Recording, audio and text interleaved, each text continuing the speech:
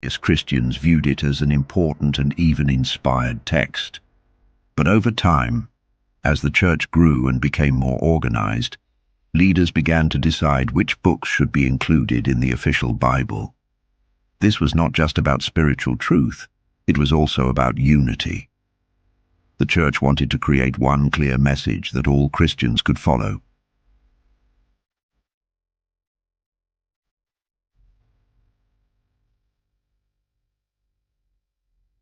This process came to a turning point in the 4th and 5th centuries. Church councils were held to finalize the biblical canon. The Council of Laodicea, around 363 AD, was one of the first to list which books were approved for public reading.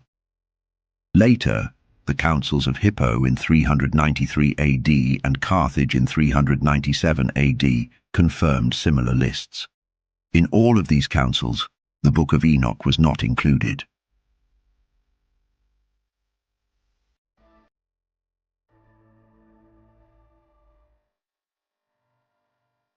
After this, the book began to disappear from mainstream Christianity.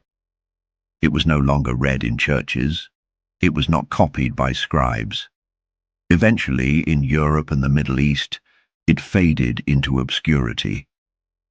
For over 1,000 years, it was almost completely forgotten, mentioned only in passing by scholars and theologians who no longer had access to the full text. But for most of the world, its absence for so long only reinforced the idea that it was never truly meant to be part of the Bible. So why was it forbidden?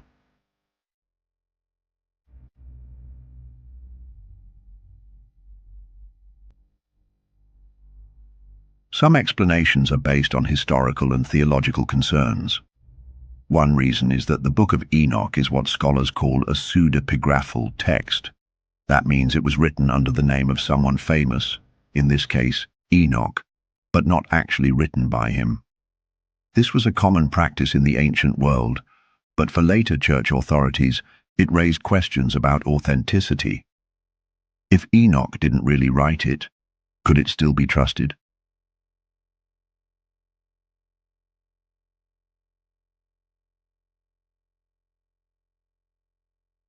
Another reason is the book's content. 1 Enoch is filled with visions, angels, and apocalyptic warnings. It describes the fall of heavenly beings, the corruption of humanity, and the coming of a final judgment. These themes were very different from the more structured theology that was forming in the early church. Some leaders may have seen the book as too mystical or too speculative. It didn't fit the new, clearer message of salvation and doctrine they were trying to build.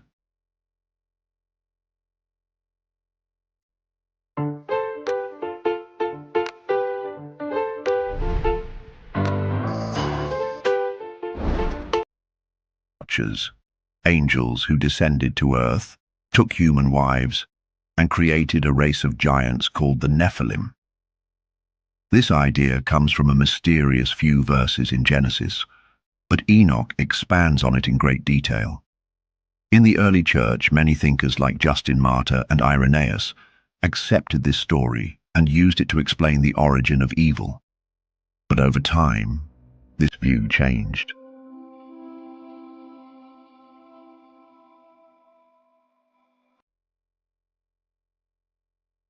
By the 5th century, powerful theologians like Augustine of Hippo began to argue that angels could not have physical bodies and therefore could not have children with humans. He proposed a different interpretation, that the sons of God in Genesis were actually humans from the righteous line of Seth. This new reading became the dominant view in Christianity. As a result, the story told in Enoch was now seen as incorrect or even dangerous. Beyond these theological reasons, there is another idea.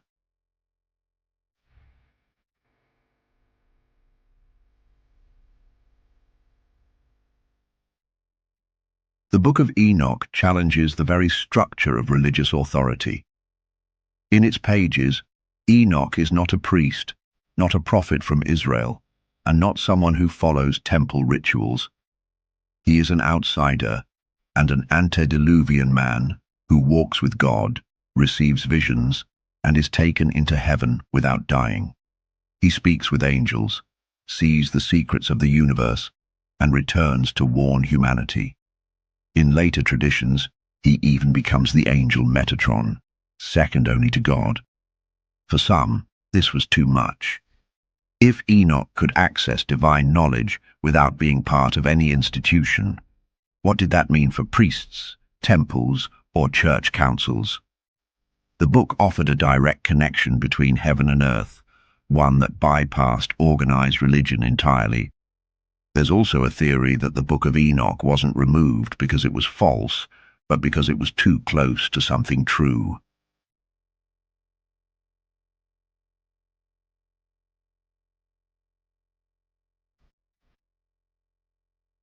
The book describes a version of human history that is older, darker, and more mysterious than the one we're taught.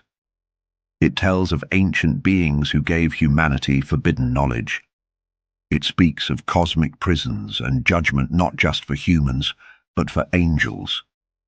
It suggests that evil began in the heavens and fell to the earth. For some, this explanation makes uncomfortable sense. It fills in gaps left open by the Bible. It answers questions that are still debated today. If the Book of Enoch had been accepted into the Bible, it would have changed the way we see everything, from creation to salvation to the battle between good and evil. Perhaps that's why it was excluded.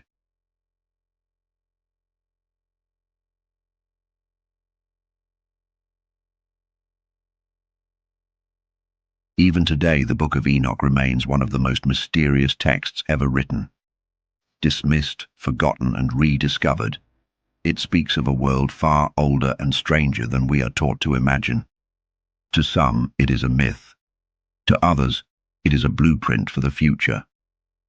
Whatever it may be, most historians agree that the Book of Enoch is a key to understanding the origins of religion, and a truth that was never lost, only hidden. If this truth resonates with you and sparks questions or theories of your own, share them in the comments. And if you believe more people should discover the secrets of the Book of Enoch, like the video and help spread the word. To go even deeper and experience the complete story, watch the full Book of Enoch movie next. Keep your minds open, and until we meet again. We've all heard the familiar stories from the Bible, the life, teachings, and miracles of Jesus. But what if I told you there are other accounts? Stories that show us an entirely different picture of Jesus, his disciples, and his message. These are the forbidden Gospels, texts that were excluded from the Bible, deemed too controversial, mystical, or unconventional. Have you ever asked yourself the question? Why are they excluded? What was so wrong about them that they decided to leave them out of the most popular book ever written? Today, we're uncovering the top 10 forbidden Gospels that were banned from the Bible. But make sure to stick around until the end, because each revelation builds on the last, leading up to number 10, the most shocking and thought-provoking Gospel of them all. The first one is the Gospel of the Hebrews. This Jewish Christian text provides unique insights into Jesus' teachings and his relationship with his family. In one account, Jesus appears to his brother James after the resurrection saying, "Take hold of me, I am not a disembodied spirit." This text bridges the gap between Jewish and Christian traditions, highlighting the human and divine aspects of Jesus. And when the Lord had given the linen cloth to the servant of the priest, he went to James and appeared to him. For James had sworn that he would not eat bread from that hour in which he drank the Lord's cup, until he should see him risen from among those who sleep. This passage highlights Jesus' appearance to James, his brother, after the resurrection. It reflects the strong bond between them and emphasizes James's devotion to Jesus, a relationship that isn't as prominently featured in the canonical Gospels. This Gospel is mentioned by early church fathers like Clement of Alexandria and Jerome, who believed it was written in Hebrew or Aramaic. Though the original text has been lost, Some scholars think it was closely related to the Gospel of Matthew, but tailored for a Jewish audience. Let's go back in time, before Jesus' birth, to explore the life of his mother, Mary. The Proto-Evangelium of James, written in the 2nd century, offers a detailed account of Mary's early life and her miraculous role in the Nativity. The Gospel describes how Mary was born to elderly parents, Joachim and Anna, as a gift from God. From a young age, she was dedicated to the temple and lived a life of purity. One of the Gospel's most famous lines reads, "Behold, a virgin shall conceive and bring forth a son, and he shall be called Emmanuel." This text not only deepens the story of Mary, but also highlights her role as the chosen vessel for God's plan. The Gospel includes details about Mary's betrothal to Joseph, explaining that he was chosen by divine intervention, with his staff miraculously blossoming to signify God's will. This story inspired many later depictions of Joseph in Christian art and traditions. The Gospel of Truth is less a story and more a reflection on salvation and enlightenment. It describes ignorance as the root of all suffering and knowledge as the path to freedom. One poetic line reads, "When the truth appeared, it brought freedom to all." What the Father has hidden is Jesus, and he was revealed by him. Great is the mystery of the Father. This line emphasizes the Gnostic belief that Jesus embodies the hidden knowledge of God, a divine mystery meant to awaken humanity to its true spiritual nature. This gospel presents Jesus as a teacher of cosmic truth, focusing on the restoration of humanity's divine origin. Its imagery, such as the Book of Life being returned to the Father, provides a deeply mystical interpretation of salvation. The Gospel of Thomas isn't like other Gospels. It's a collection of 114 sayings attributed to Jesus, focusing on self-discovery and spiritual enlightenment.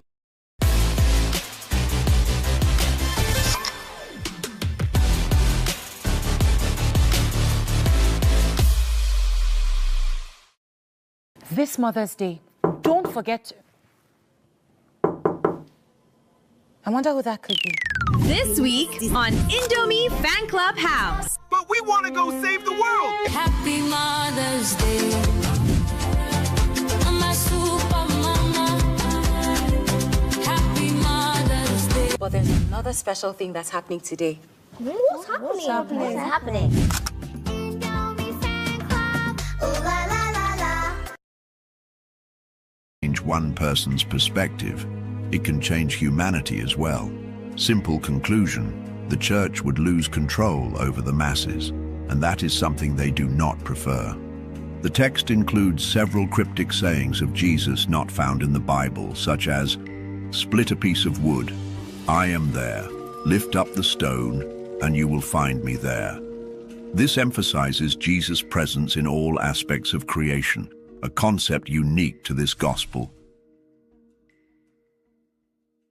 What was Jesus like as a child? The Bible gives us no details, but the infancy Gospel of Thomas gives us a startling glimpse. Written in the 2nd century, this Gospel paints a vivid and sometimes unsettling picture of a young Jesus. One of the most famous stories involves Jesus crafting birds out of clay on the Sabbath. When scolded, he claps his hands, and the clay birds fly away. The Gospel reads, "I will make these clay birds fly, so you may know the power within me." However, young Jesus isn't always benevolent. In one shocking tale, he curses a boy who accidentally bumps into him, causing the child to drop dead. Later, Jesus heals a dying child and even resurrects a man, showing glimpses of the compassionate figure we know from the canonical Gospels. He was practicing his abilities and experimenting with different creatures. This raises the question, was he really the only one who can do that? Or there were others practicing with him?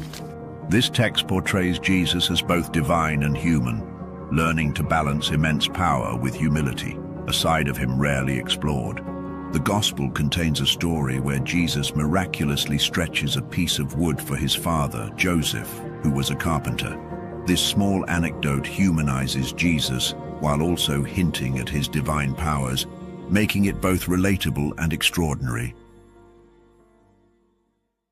The Gospel of Philip takes us deeper into the mystical side of Jesus' teachings. This text, part of the Nag Hammadi library, explores themes of love, unity, and divine connection. One passage has sparked endless debate. The companion of the Savior is Mary Magdalene. The Savior loved her more than all the disciples and kissed her often on her mouth. While some interpret this as evidence of a romantic relationship, others see it as a metaphor for spiritual union. Was that the missing piece of the puzzle that Leonardo da Vinci tried to show us in his famous painting, The Last Supper? What do we need to really focus on when reading the stories about Mary Magdalene? Was she really that bad? This gospel is one of the earliest sources to suggest that salvation comes through knowledge, gnosis, and the unity of the male and female elements symbolized by Jesus and Mary Magdalene. It also delves into the idea that physical relationships reflect spiritual truths. Now, let's turn to a gospel that redefines the role of women in early Christianity, the Gospel of Mary Magdalene. This text, discovered in the late 19th century, presents Mary Magdalene not as a mere follower, but as a key leader and confidant of Jesus. "What is hidden from you, I will proclaim to you." Mary explains a vision she had of the ascent of the soul, describing how it must overcome the powers of darkness and ignorance to reach enlightenment and divine peace. She emphasizes spiritual liberation through understanding and inner truth. She shares profound teachings from Jesus, such as, "The soul is bound by chains of ignorance. Release yourselves from these chains, for only then will you be free." The Gospel describes secret teachings that Jesus shared with Mary. However, the male disciples doubt her authority, asking, "Why would the Savior reveal this to a woman?" This Gospel challenges patriarchal structures in Christianity, portraying Mary as an equal to the apostles, or perhaps even superior in spiritual understanding, because in fact, she was the first to witness Jesus after the resurrection. So, why her?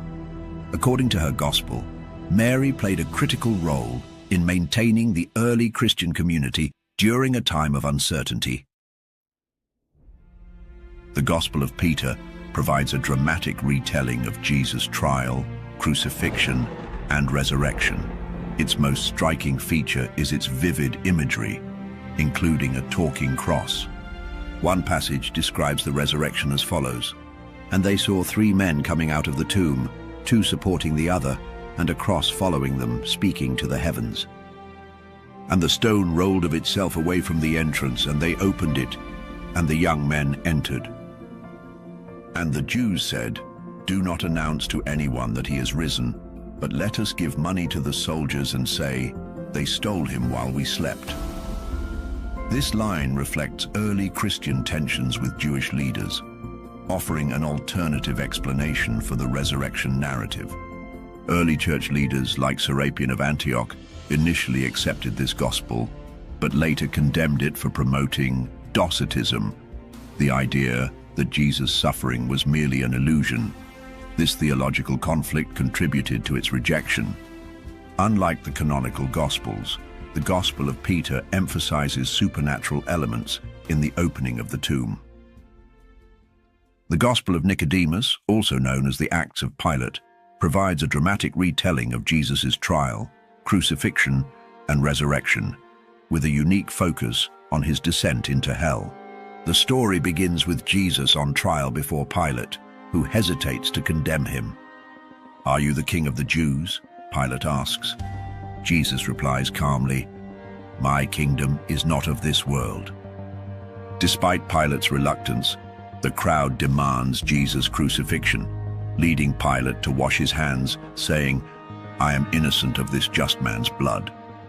The Gospel vividly describes supernatural events as Jesus dies, darkness falls, the earth quakes, and the dead rise from their tombs.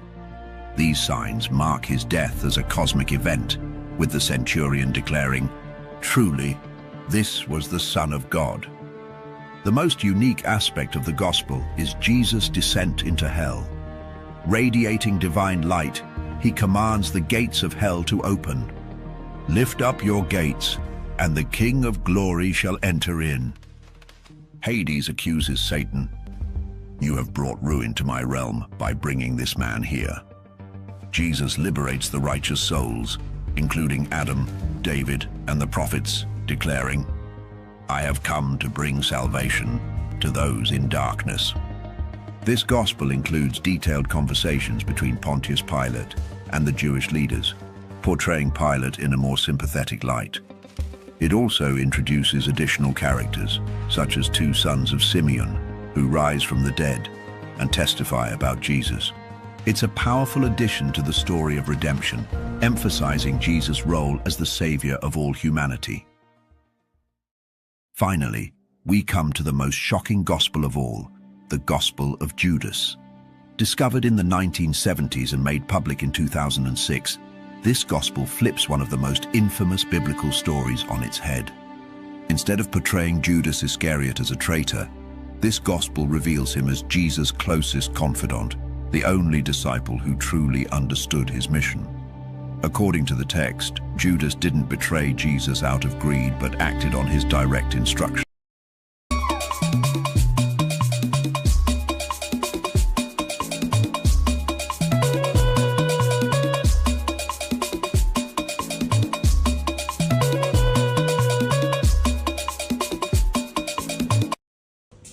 Hey, what's the time? When we synchronize, we win. When immunization campaigns align, outbreaks end. When countries work together, children are protected. The virus moves in real time, and so must we. Africa, it's our turn to end polio. Profound controversy. What do you think? Could these texts hold secrets that we're not ready to understand?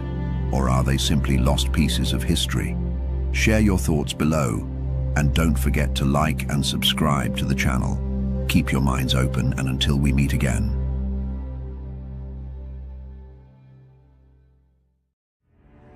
Did you know that Jesus is not the first Messiah? Long before Christ came to be, there was another who died. In ancient Jewish writings, there was a solid prophecy of two messiahs. The first Messiah, who would die in battle to prepare the path to final redemption, ushering in the second. But the Bible never tells us that Jesus died in battle.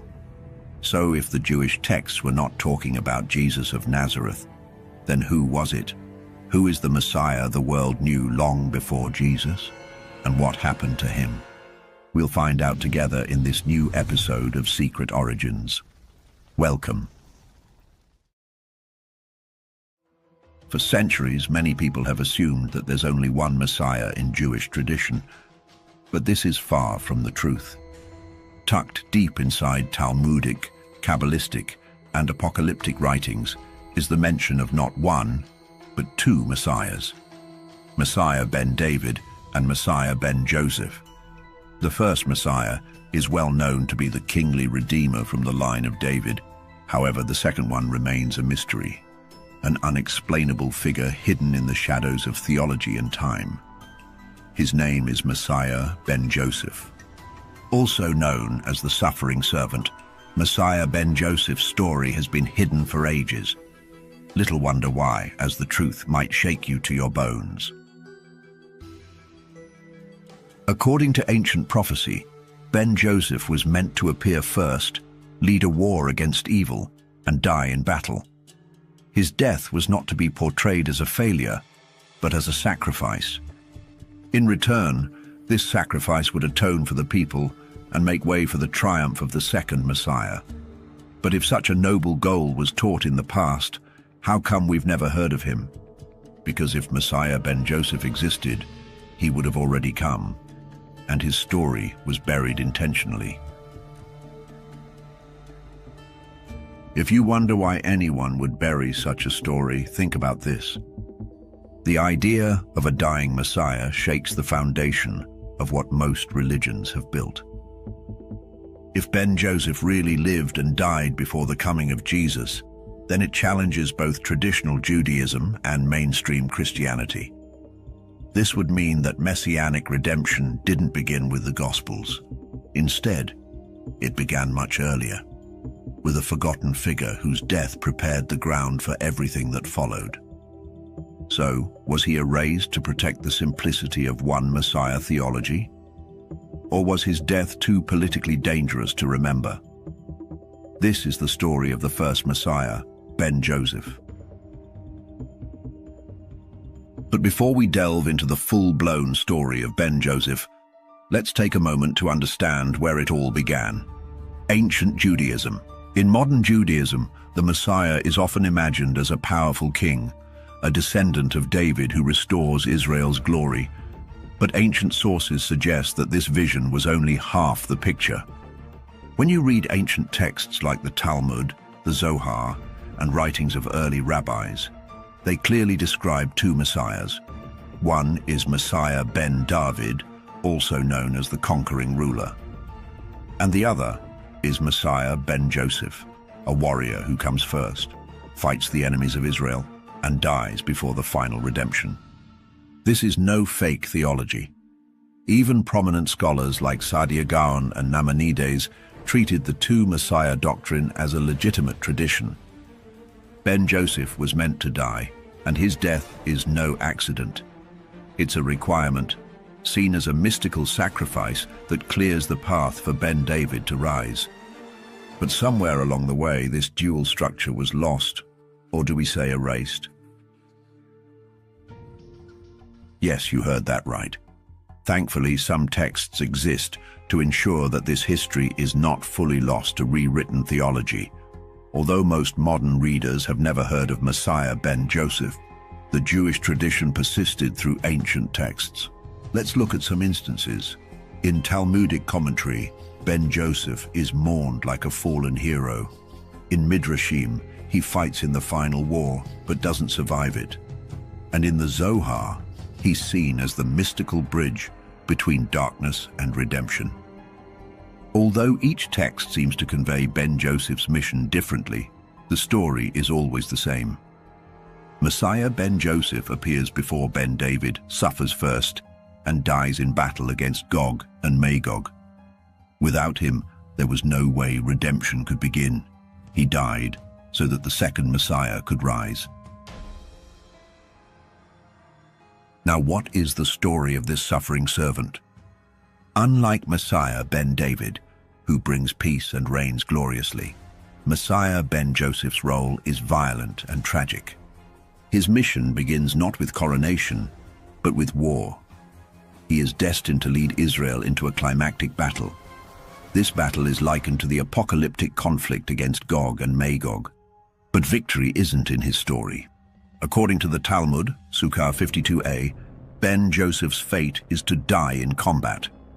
But here is the twist. He is not dying as a failure, but as a sacred sacrifice. In some texts, they say that his death serves as atonement for Israel's sins.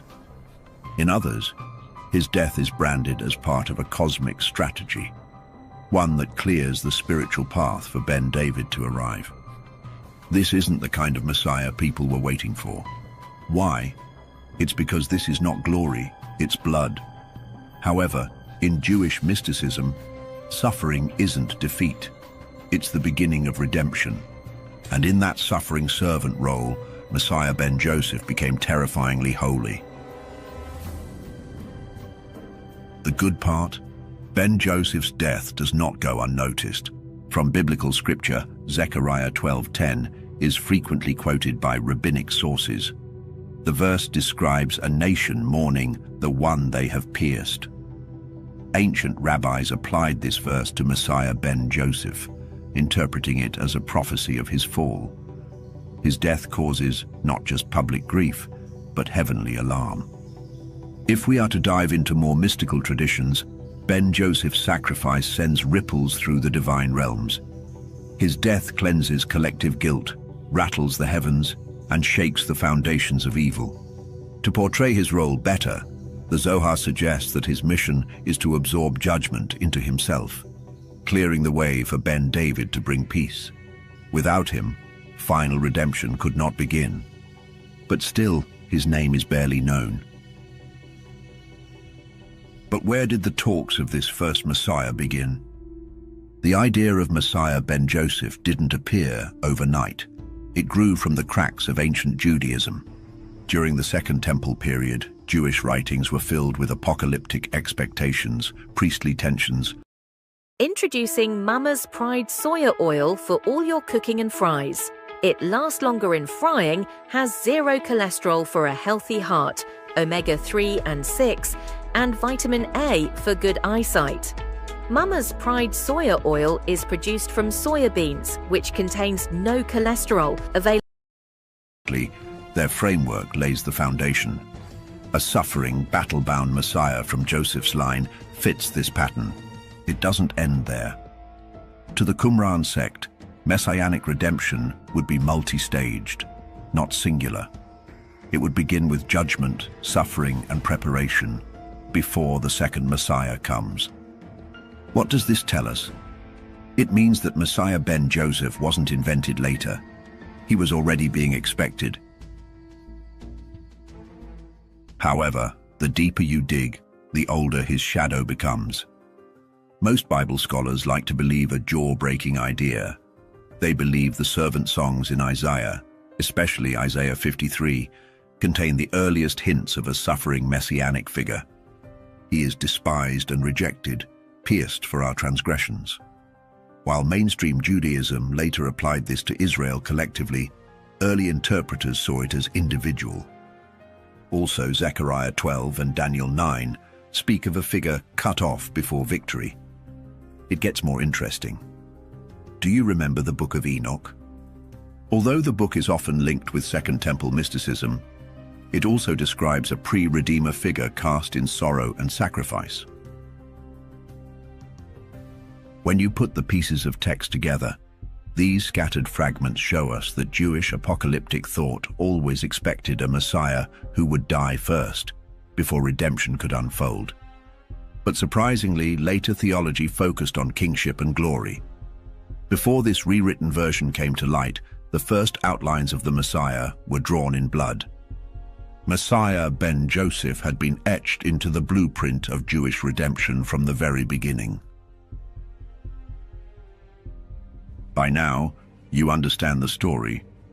Messiah ben Joseph came to suffer and prepare the path for the second Messiah. But which battle did he have to fight and die in to complete his mission? Enter the battle against Gog and Magog. In Jewish eschatology, the end of the world doesn't come quietly. It arrives with war, an all-consuming conflict. This war is known as the battle against Gog and Magog.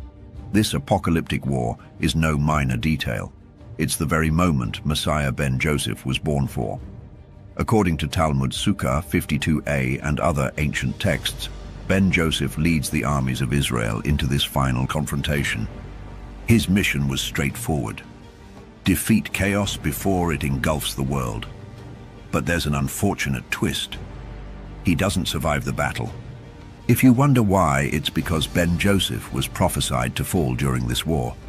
It was already written that he would be struck down in battle as nations rage and kingdoms collapse. His defeat sets the stage for Ben David's arrival, not as a warrior, but as a redeemer. And this redemption started with Ben Joseph's death on the battlefield. But why must Ben Joseph die? Historians offer an answer. It's because his death is an atonement. Have you heard about the scapegoat in Yom Kippur rituals? Just like that scapegoat or the blood sacrifices of the temple, Ben Joseph's death absorbs collective guilt. His suffering purifies the people, spiritually clearing the debris so that the real age of peace can begin. The Zohar even states that if the people were spiritually prepared, this death may have been averted. But historically, the expectation remains grim. Messiah ben Joseph was meant to fall. His story is often compared to Isaiah's suffering servant, pierced and crushed for others. His end causes mass mourning, echoing Zechariah 12:10. They shall look upon the one they have pierced. So, what happens after his death? Everything happens, because once the warrior fell, the king could finally rise. Despite the heart-wrenching story surrounding Ben Joseph, many still wonder, was he ever real? To some rabbis, he's entirely prophetic. That is, he's regarded as an end-time figure who hasn't yet appeared. But a more popular belief is that he already came, lived, fought, and died, long before the idea of Jesus ever entered the picture. This raises a troubling possibility for those in doubt. Could Ben Joseph have been a real historical person, mistaken for a failed rebel or martyr, while fulfilling a sacred role? After all, the Talmud never says when he'll appear. It only says he must die. Because of this, Ben Joseph's identity has ended up as a mystery. It's as if Jewish tradition wanted us to look but never recognize the man we were searching for. But if we stick to what many ancient texts testified, Ben Joseph did exist. And if Ben Joseph did exist, he was never meant to shine. His role was suffering, not glory. From the start, his destiny was silence, not kingship. When rabbinic sources speak about this figure, they insinuate that Ben Joseph's identity would only be fully understood after his death. When the mourning begins, when redemption unfolds, and when it's already too late to thank him. What if this is the reason his name is making the rounds today? Are we finally understanding his identity? This is why Ben Joseph is tagged as the Shadow Messiah, a figure whose impact is felt, not seen, a Messiah who prepares the world for salvation, but is forgotten by the time it arrives. And this feature opens the door to an even deeper mystery. Could some ancient figure lost to history have fulfilled this role already? A priest executed unjustly, a freedom fighter whose death rallied a people, a scapegoat whose sacrifice turned history around. If such a man existed, he might have died thinking he failed. But in the hidden script of divine redemption, his failure may have been the plan all along. Now, in the search for who might have played Ben Joseph's prophesied roles, many candidates make the list. But sitting at the top of this list is Simon Bar Kokhba, the revolutionary leader who waged war against Rome in the 2nd century CE. In those days, one of the most respected sages at the time, Rabbi Akiva, openly declared Bar Kokhba as the Messiah. He united the people, reclaimed Jerusalem, and even minted coins in his name. For a split moment, it seemed Israel's redemption had come. But after a while, catastrophe struck, and it came in the form of Rome's retaliation. The rebellion kick-started by Rabbi Akiva was crushed. Bar Kokhba was killed, and his movement had to end. To some avid followers, his failure disqualified him from being the Messiah. But to others familiar with Ben Joseph's prophecy, his defeat was the point. He was meant to be the warrior Messiah who fought and died before final redemption. So we ask, what if Bar Kokhba was Messiah Ben Joseph? Before you nod to that, you should know something. Bar Kokhba isn't the only figure scholars point to. Some look to Onias III, the murdered high priest whose mysterious death in the 2nd century BCE shook the temple system. There is more. Some rabbis point to Joshua ben Nun, the biblical leader from the tribe of Ephraim. This is someone who shares striking traits with Ben Joseph.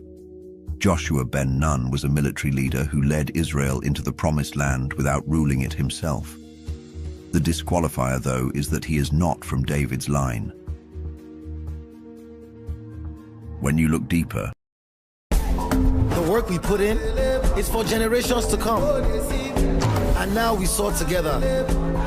Be the standout Swift. Nivea Radiant and Beauty Even Glow helps reduce dark spots. Skin is for celebrating my shade of beautiful. Nivea is for skin. Was but recognizing the pattern, a figure who dies too soon, suffers without glory, and clears the stage for another to finish the mission, a Messiah who has to die for the second to come. But something interesting happens along the way. Although questions about Ben Joseph are slowly arising, there is no doubt that his story was suppressed. This is why, after the crushing defeat of the Bar Kokhba revolt, Jewish leadership faced a crisis. This crisis was not just about politics, but prophecy. Think about it from their perspective. The messianic hopes pinned on Bar Kokhba had collapsed. Thousands were dead. Jerusalem was in ruins. And worse, Rome now considered Jewish messianism a threat to imperial order. What would any sensible leader do in such a scenario? In response to the chaotic aftermath of the Bar Kokhba rebellion, rabbinic authorities swung into action. They began to reshape doctrine. This is because the two Messiah tradition sounded too much like failure. Even worse, it mirrored the growing Christian narrative of a crucified Redeemer. So to avoid confusion, many rabbis downplayed Ben Joseph's role or treated it as rather symbolic. Some references were left vague, while others were abandoned altogether. The idea of a suffering Messiah became dangerous territory, a narrative too difficult to control. In time, Messiah Ben Joseph became a whispered name in Kabbalah and Midrash. It was not rejected outright, no, just pushed quietly into the shadows. But here is the thing. Christianity also came into the picture and hijacked the script. While Rabbinic Judaism was busy pulling the Ben Joseph story into darkness, early Christianity was doing the opposite. And this is how. Followers of Jesus saw clear parallels between their teacher and the suffering Messiah archetype. The prophecies of Zechariah 12, Isaiah 53, and Daniel 9, texts many rabbis once linked to Ben Joseph, were now applied to Jesus of Nazareth. And in doing so, Christianity merged both roles into a single person. Messiah Ben Joseph and Messiah Ben David became one in the person of Jesus Christ. Of course, this theological shift had consequences. The distinct Jewish idea of two messiahs was replaced by a Christian model of a first coming in suffering and a second coming in glory. In no time, it got really intense for the rabbis. To protect Jewish identity, rabbis had to distance themselves from anything that resembled Christian claims. And so the two Messiah doctrine, which were once part of Israel's deepest messianic thought, was buried. Not because it wasn't true, but because it became inconvenient. If the two narratives had to coexist with such startling similarities, one would be branded as the liar. And with the rise of early Christianity, the loser was evident.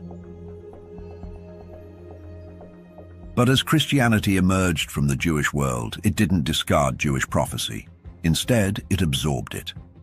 Early Christian writers began identifying Jesus not just as Messiah Ben David, the triumphant king, but also as the suffering servant, the warrior Messiah who dies. They found in Jesus the perfect combination of both roles. That is, a man who was crucified like Ben Joseph and who would return in glory like Ben David. Skeptics dare say that the merging wasn't accidental, but a theological strategy. Can you believe that? By combining both messianic roles into one figure, the early church gave Jesus an unparalleled depth. He was the lamb and the lion, the martyr and the king. But in between the lines, something was lost in the merger, the original distinction between both figures. Soon, Messiah Ben Joseph became a template, not a person.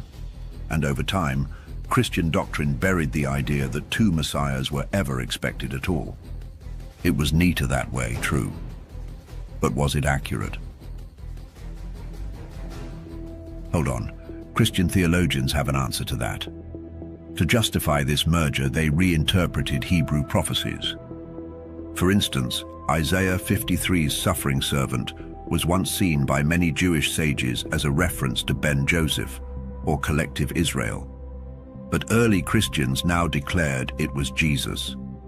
The pierced figure in Zechariah, the cut-off anointed one in Daniel 9, all rebranded to confirm his divine mission. This reframing didn't just reinterpret scripture, it rewrote it into a new story, one where Jesus didn't fulfill one role, but all roles.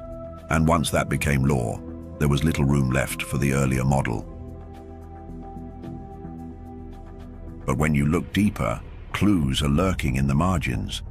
While mainstream Christianity might have erased the name, Messiah Ben Joseph, fragments of his identity, seem to resurface in the apocryphal Gospels. That is, those early Christian texts that were excluded from the Bible.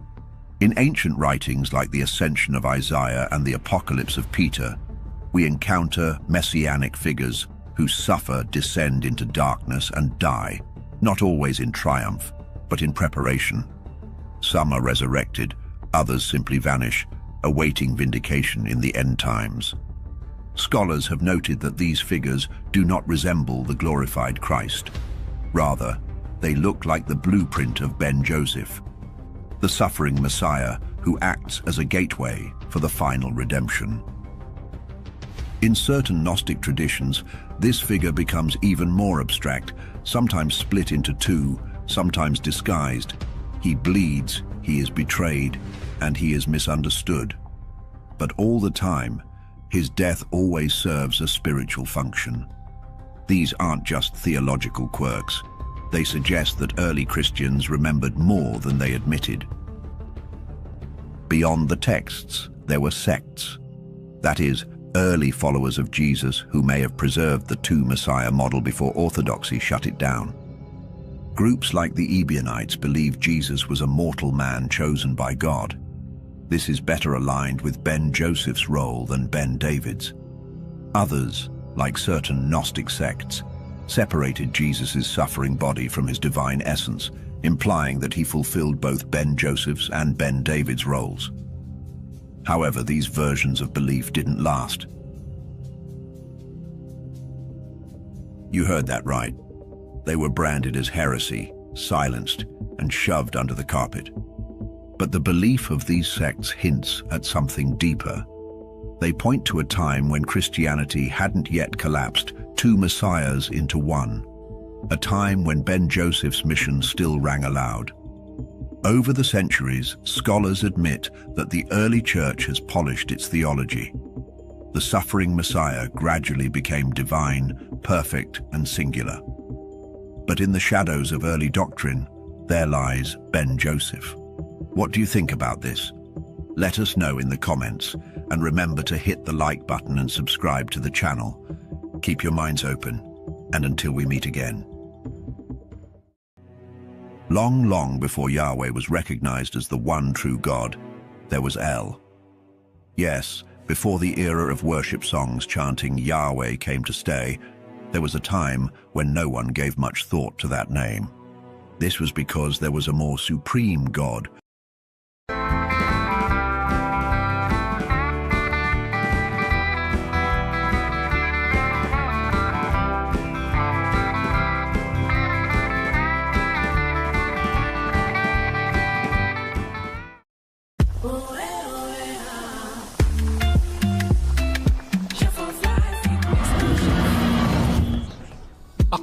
This is the true taste of home and culture. Chef of life. Biblical texts, the name El appears in titles like El Elyon and El Shaddai. But as Yahweh rose in prominence, something strange happened in the background. El began to fade, not from memory, no, but from manuscript.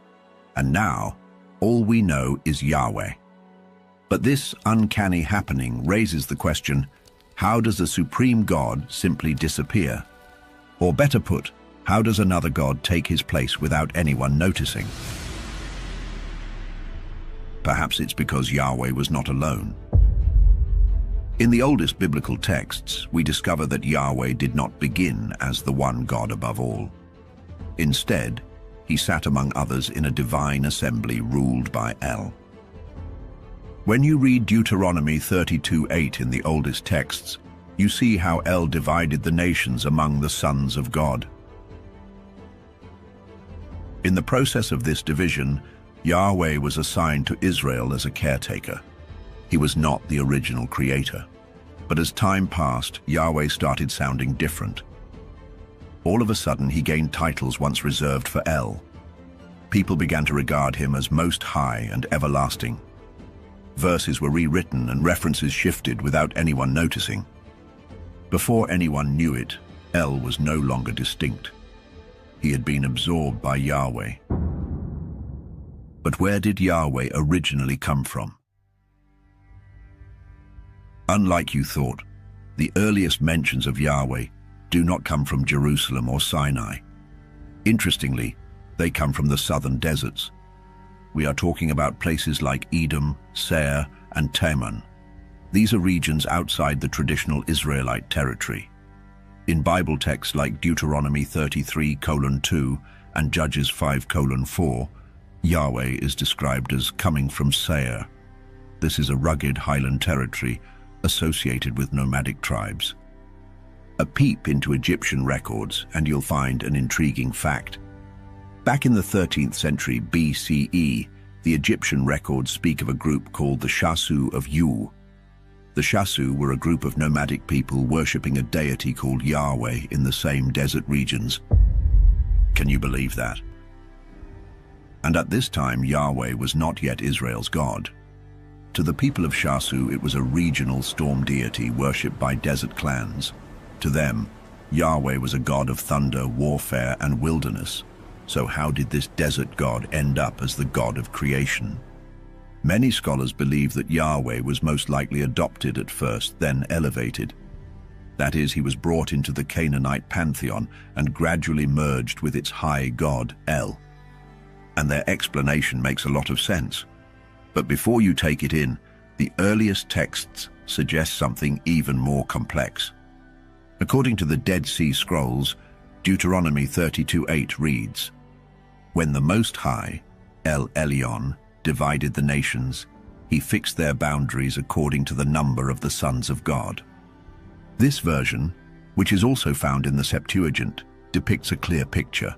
El Elyon was the Most High, and having such authority, he divided the assigned nations to various deities. To this effect, Israel was given to Yahweh. Yahweh did not choose the nation, he was assigned. Over time, the oldest versions were edited, and the sons of God were replaced with sons of Israel. No doubt, this blinded many to the reality of plural gods. However, that early version remains for those willing to search for it. It shows us that Yahweh was not always the God of all. He was one God among many, operating under the authority of a higher power. But if El was the head of Canaanite gods, and Yahweh underneath his rule, whose voice were the Israelites hearing in the beginning? Before Yahweh, the Canaanite world looked to El. Remember El, the all-powerful God, who wasn't just the father of all gods, but also the ruler of the heavens and the divine head of the pantheon. In ancient Ugaritic texts, El was described as a wise, eternal king, one who sat atop a mountain with lesser deities like Baal and Asherah surrounding his throne. This was the image that was planted in the minds of the Israelites. It doesn't end there. Many early biblical names reflect the same legacy described in the Ugaritic texts. For example, Israel means El rules, Bethel, which means house of El, and even El Shaddai, which was one of the earliest titles for Israel's God. In Genesis 17:1, El Shaddai appears to Abraham, and not Yahweh. At this point in history, El was not a fairy tale. He was the original deity of early Israelite religion. On the flip side, Yahweh's name is notably absent in these early accounts. So where was he? In the early stages of Israelite belief, El and Yahweh were distinct figures.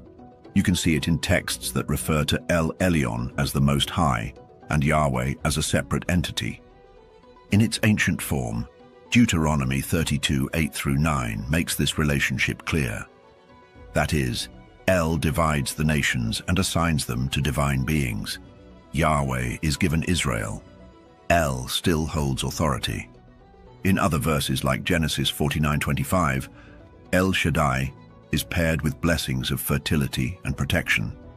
These are traits unlike the warrior god Yahweh would later become. But this duality didn't last forever. Over time, scribes began blending their identities layer by layer. Yahweh began to inherit El's titles, absorb his myths, and wear his crown. Eventually, El vanished. But before he did, there was a merger no one saw coming.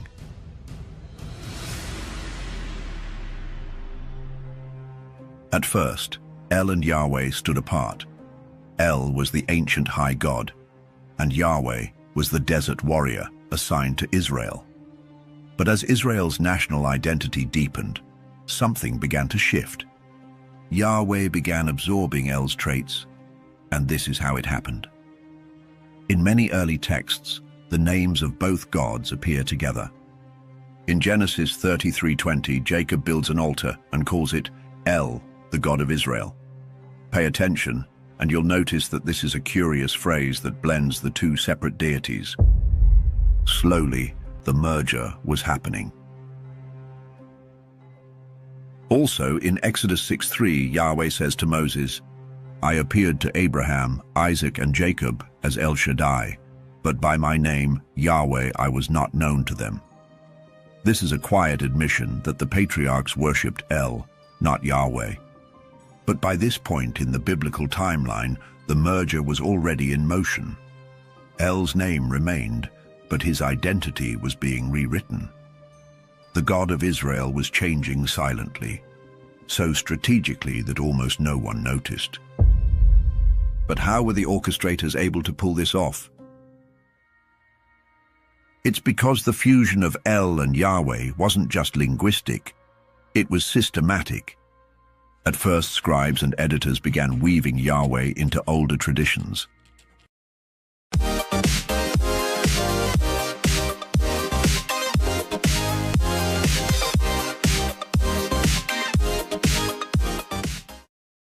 Avoid a money trap. Make the trade, I leave trade. Make the trade, I leave trade. It was a calculated rebranding. In later texts, Yahweh began showing up as creator, judge, and king. These were the same roles El had always held.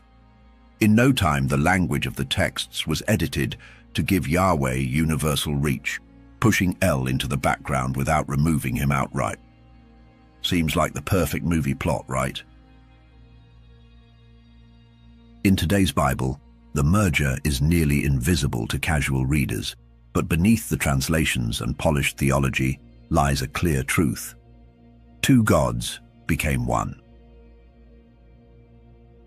And from this subtle act, a new belief system was born, monotheism. But before we talk about this new religion, let's look at how Yahweh dealt with another contender, Baal.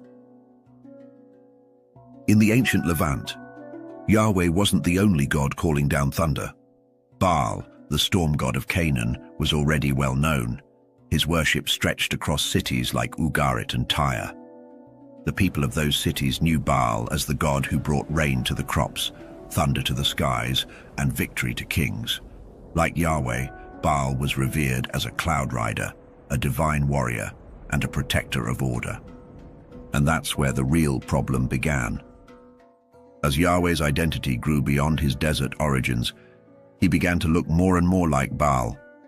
The very traits that made Baal powerful were gradually attributed to Yahweh. That's right, the lightning, thunder, storms, and even the power to conquer the sea. In this process of becoming supreme, Yahweh didn't just defeat Baal. He adopted the god and his legacy. And here is a little riddle for you. What do you do when your God's rival starts to look too familiar? The answer? Make sure he's remembered as a threat. Once Yahweh began absorbing Baal's role, Baal had to be reframed as an enemy. In stories like 1 Kings 18, we see Yahweh's prophet Elijah stage a showdown on Mount Carmel. Prophet Elijah mocks Baal's silence while Yahweh rains down fire. In the end, Baal's prophets are executed while Yahweh is exalted. But do you know that the story was more than narrative? Yes. It was theological erasure, and it didn't stop there. In addition, Baal's titles were repurposed. An early Israelite hymn, Psalm 29, mirrors Ugaritic Baal texts almost line for line, but with Yahweh as the storm giver. Can you imagine that? Even Yahweh's command over the chaotic sea is expressly similar to Baal's story. According to early texts, Baal once had a victory over Yam. In that victory, the chaotic sea was the hallmark. However, that was somehow rewritten to become part of Yahweh's biblical persona. What was once shared as a space for deities was no longer tolerated. In a way, Yahweh now wore Baal's crown, but condemned his name. And in the minds of a newly monotheistic people, there was no room for two gods of the storm. Just like that, Baal lost the war for superiority. But there wasn't just Baal to contend with. Matter of fact, early texts revealed that Yahweh might have had a partner whom he usurped from El. In modern Bibles, Yahweh is presented as singular, that is, he is unmarried, unchallenged, and unaccompanied. But the archaeological record tells a more complicated story. In 1975, at a remote desert site called Kuntilet Ajrud, archaeologists uncovered inscriptions from the 8th century BCE that shook biblical scholarship. One line read, "Blessed be you by Yahweh of Samaria and his Asherah." Who is this Asherah? This wasn't a fluke. A second inscription repeated the pairing, suggesting something deeper: shared worship. In the texts, Yahweh was linked to Asherah, who is the ancient Canaanite fertility goddess. She was often called the mother of the gods and the divine consort of El. This begs the thesis that sounds abominable. If Yahweh had merged with El, then it made sense that Asherah, El's wife, would follow. Inscriptions from early Israelite sites show that her veneration was not marginal, it was embedded. And yet today she is forgotten. So what happened to Yahweh's partner? This is what happened to Asherah. As Israel's priesthood gradually moved toward exclusive Yahweh worship, Asherah was silenced, and this shushing took place under King Josiah's reforms in the 7th century BCE. At his command, Asherah's wooden poles were cut down and her altars destroyed. Rebranded as a foreign impurity, the people began to see her as a Canaanite threat to Yahweh's holiness. Yet traces of her remained hidden in the language itself. The Hebrew word for sacred tree or pole is Asherah. Isn't this a reminder of her vast significance? Eventually, biblical redactors removed her name entirely from formal worship. Still, the archaeological footprint tells a different story, one where Yahweh and Asherah were worshipped together as divine king and queen. The question that bugs scholars is not just why she was erased, it's the way monotheism had to redefine Yahweh's character to survive without her. Because before he stood alone, Yahweh had a consort, and her name was Asherah. But another question rose to the surface. How did King Josiah manage to pull this off?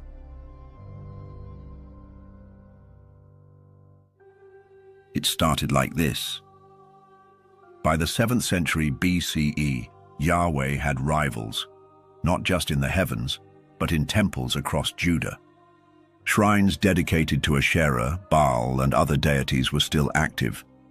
Although many Israelites worshipped Yahweh primarily, they did so while worshipping other gods.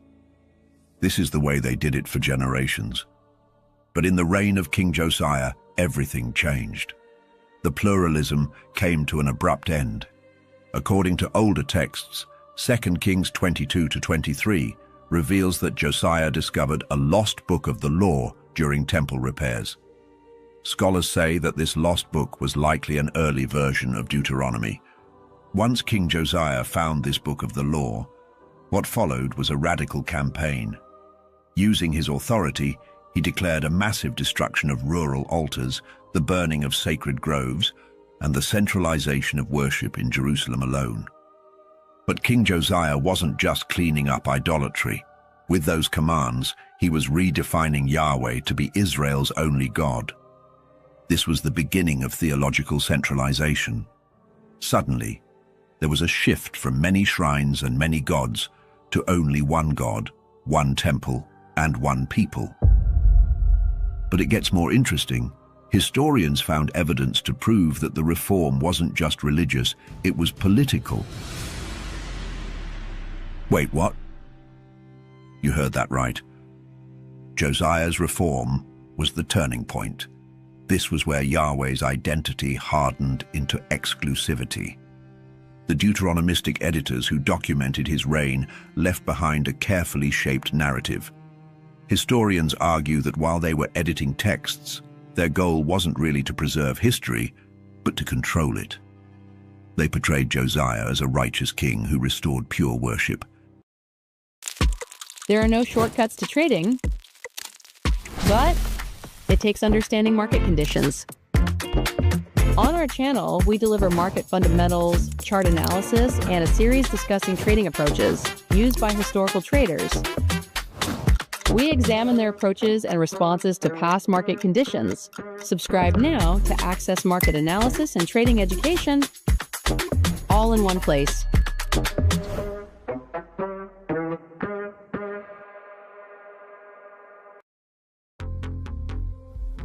Your email is your first online impression.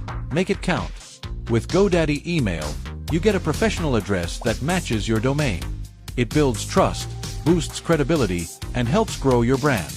Setup is quick, and your inbox is protected with built-in security. And if you ever need help, we're just a call away. Start building your brand, one email at a time.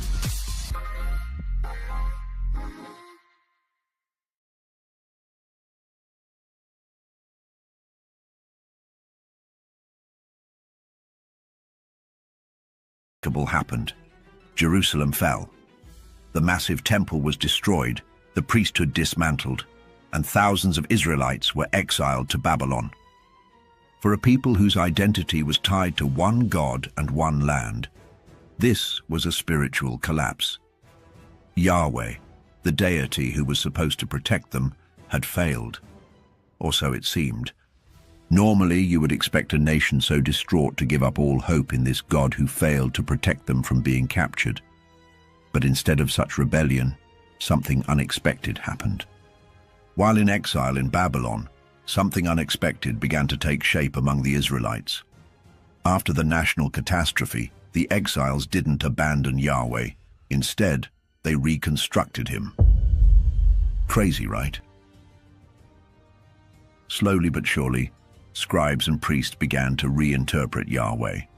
Not as a failed protector, no, but as a righteous punisher.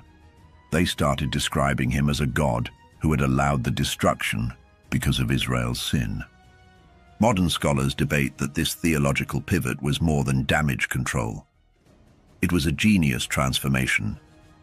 Now Yahweh was no longer just a national God. He gradually became a cosmic judge, sovereign over all nations, using Babylon as his tool. Out of Israel's defeat came a new kind of power. And since there was no temple left to define him, Yahweh's reach became limitless. However, the exile did not just mark a turning point in history. Theology as a whole also felt the heat. Since the Israelites got cut off from Jerusalem, Their scribes began to compile and edit older traditions. Ancient texts were revised, and any contradictions left were smoothed over. The rulers could not stand a divided identity about their God, so they made him one altogether. The result? A Yahweh who could no longer be questioned, only obeyed. The scribes did this upheaval in such a subtle manner that no one paused to question them. Stories once associated with El were reattributed to Yahweh. Promises, prophecies, and punishments were all centralized in him. What's more, even foreign gods were reframed as powerless. Isaiah 45 declares, "I am Yahweh, and there is no other." This is a declaration of authority in a way that gives no room for rivals. In exile, the people who had once worshipped many gods rewrote their future with only one. The Babylonian exile didn't just reshape the nation, it reshaped who they saw as God. The question is, was this a natural evolution, or a carefully engineered response to political trauma? Before the exile, Yahweh was the God of Israel. After the exile, he became the God of everything. Like we explained, this transition happened through redaction, that is, the careful editing of earlier texts to align with a new theology. Historians say that books like Genesis, Exodus, and Deuteronomy were reshaped. Passages that once hinted at divine counsels were flattened and reworded to present a world with only one God, Yahweh. The evidence? In older versions of Genesis, creation bore signs of plural voices. Let us make man in our image. But more recent interpretations insisted on singularity. How do you move from us to I so suddenly? By the time of 2nd Isaiah, the transformation was complete. Yahweh now claimed, "Before me no God was formed, nor will there be one after me." A once local deity had become the only deity, and the memory of those who once stood beside him. Quietly removed, scholars tag it as monotheism at its finest. As monotheism solidified, Yahweh's former peers vanished from the stage. The divine council, which was once a central concept in Israel, now became a problem. Texts like Psalm 82, which showed Yahweh among other gods, were reinterpreted or glossed over. Verses like Deuteronomy 32, 8 through 9, which once featured El dividing nations among the gods, were revised in the Masoretic text to read sons of Israel instead of sons of God. How crazy is that? You are right. It was a quiet change, line by line, scroll by scroll. Even Yahweh's inherited titles, Most High, El Shaddai, Creator, were stripped of their original context and assigned exclusively to him. The attributes of El, Baal, and others weren't discarded. Instead, they were all attributed to the one chosen God, Yahweh. By the time the Hebrew Bible reached its final form, monotheism had been solidified. History had been rewritten and handed down through generations. What could anyone do about it? Absolutely nothing. But the good part is, the oldest texts remember everything. In the oldest layers of the Hebrew Bible, El was the name of a distinct God. He was El Elyon, the Most High, and El Shaddai, God Almighty. These were titles deeply rooted in the older Canaanite pantheon. His name lives on in places like Israel, Bethel, and in figures like Samuel. These names show us that there was a time when El stood supreme. On the flip side, Yahweh's name appears much later, and in Exodus 6:3 we see, "By my name Yahweh, I was not known to them." But as theology shifted, scribes began to reassign El's names and traits to Yahweh. What was once two became one. Over time, Yahweh didn't just coexist with El, he replaced him, absorbing his vocabulary, status, and identity. What do you think about this? Let us know in the comments, And don't forget to leave a like and subscribe if you enjoyed this content. Keep your minds open, and until we meet again. Some say the Antichrist will come from this tribe. Others say it vanished forever. The tribe of Dan was one of the original 12 tribes of Israel. And then it disappeared from the Bible. But its name shows up again in the Danube River, in Denmark, and in Irish legends. This is Secret Origins, and today we uncover the hidden path of the lost tribe of Dan. Welcome.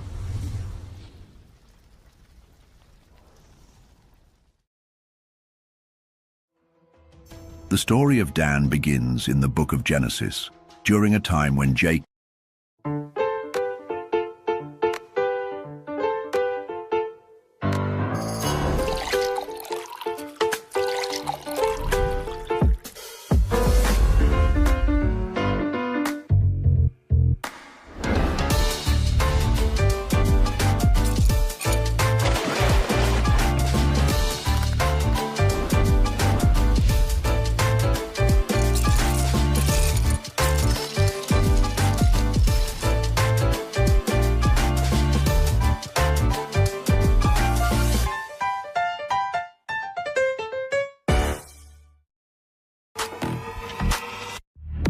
many choices. Sometimes it's nice not having to make any. Get maximum protection and fragrance. Nivea Men Deep Deer with MaxTech, powered by black carbon, that gives you 72 hours protection, along with a lasting dark wood fragrance. Skin is for playing it smart.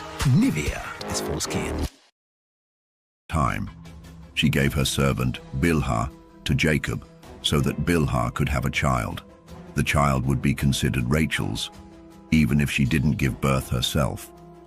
When Bilhah gave birth to a son, Rachel named him Dan. She said, "God has judged me and heard my voice." The name Dan comes from the Hebrew word for judge.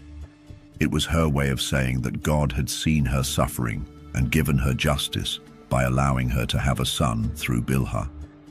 Dan was Jacob's fifth son, and even though he was born to a servant, he was treated as a full member of the family. Dan would later become the founder of one of the 12 tribes of Israel. Each of Jacob's sons became the patriarch of a tribe, and these tribes would form the foundation of the Israelite people. When Jacob was old and near death, he called all of his sons to give them special blessings. These blessings were not just kind words from a father. In the Hebrew tradition, they were considered prophetic messages that pointed to the destiny and future character of each tribe. They revealed strengths, weaknesses, and symbolic traits that would define the group of people descending from each son. But what Jacob said about Dan was very different from what he said to the others. In Genesis 49:16-17, Jacob said, "Dan will provide justice for his people as one of the tribes of Israel. Dan will be a snake by the roadside, a viper along the path that bites the horse's heels so that its rider tumbles backward." The first part sounds good. Dan will judge his people, which means he will have authority and be a leader. But the second part is strange and harder to understand. Jacob compares Dan to a snake, hiding by the road and striking when no one expects it. In the Bible, snakes can mean many things. Sometimes they are clever, and sometimes they are dangerous. They can represent wisdom, hidden power, or deceit, depending on the context. But they are always hard to see, and they act in secret. This made people wonder, why did Jacob use such an image for his own son? Was it a compliment, or was it a warning? This unusual blessing was the first sign that the tribe of Dan might have a mysterious future, and one that would not be easy to understand. When the Israelites entered the Promised Land, each of the 12 tribes received a piece of land. The tribe of Dan was given territory along the western coast of Canaan. This area had good land and access to the sea, which made it important for farming and trade. Its location also gave it great potential for contact with other cultures through ports and coastal routes. But there was a big problem. The land was already controlled by the Philistines. The Philistines were strong, well-organized, and known for using advanced weapons made of iron. Unlike many other local groups, they had mastered iron tools and war strategies. They built fortified cities, trained warriors, and dominated the coastal areas. They often fought against the Israelites and made life very difficult for the Danites. Battles were common, and the Philistines did not easily give up their territory. Over time, the tribe of Dan was pushed out of the coastal region and forced into the nearby hills. They were unable to fully take control of their land. This made the tribe feel weak and unsafe, especially compared to other tribes who were more successful in settling their regions. Because they could not settle in their assigned land, the Danites decided to look elsewhere. They sent out scouts to find a new place to live. This was a risky move, but it showed their determination to survive. In the book of Judges, chapter 18, it says that they sent 5 spies to search the north of the land. These men discovered a peaceful and isolated city called Laish. The people there lived quietly, with no strong army or nearby allies to defend them. The Danites saw this as their chance. They gathered 600 warriors, traveled north, and attacked the city. It was a surprise attack, and the city fell quickly. They took it by force, destroyed it completely, and then rebuilt it in their own name. They called it Dan. This new city was far away from the other tribes, near the base of Mount Hermon in the far north of Israel. It became their new home, but it also separated them from the rest of the Israelite tribes. In their new home, the tribe of Dan created its own place of worship. Instead of going to the holy places approved by God, they made a carved image and set it up like an idol. They chose their own priests, who were not from the tribe of Levi. According to the Bible, only Levites were allowed to be priests in Israel, and this act was against God's commandments. This decision to build their own worship center marked the start of Dan's spiritual fall. While other tribes followed the laws given through Moses, Dan followed their own path. Over time, this led to them being seen as outsiders in the religious life of Israel. And then, something even more surprising happened. In the book of Revelation, the final book of the New Testament, the Apostle John writes a vision of the end times. In one part of the vision, 12,000 people from each of the 12 tribes of Israel are sealed by God. This seal is a mark of protection and favor, given before a time of great judgment. The list represents the faithful remnant of Israel that will be saved. But Dan is missing. Instead of Dan, the list includes the tribe of Manasseh, the son of Joseph. This has confused scholars, historians, and religious thinkers for many centuries. Dan was one of the original 12 tribes. Why would it suddenly disappear from such an important prophecy? One theory comes from early Christian thinkers who believed that Dan's absence was not a mistake, but a warning. Among them was Irenaeus, a bishop from the 2nd century. He was one of the most influential early theologians and wrote a famous work called Against Heresies. In it, he tried to explain how certain people or groups could play a role in future evil. He wrote that the Antichrist, the great deceiver who would rise in the end times, could come from the tribe of Dan. Irenaeus looked at Jacob's ancient prophecy in Genesis, where Dan is called a serpent by the road, who bites the horse's heels. In the Bible, the serpent is one of the most loaded symbols. From the serpent in the Garden of Eden to the fiery serpents in the desert, it is often linked to deception, danger, spiritual rebellion, or divine judgment. For many believers, it was no coincidence that Dan was given this image. Over time, this idea grew. Other early Christian writers, like Hippolytus of Rome, also supported the theory. Hippolytus was one of the first to write Maggi chicken flavor with onions, celery, and turmeric. My game changer.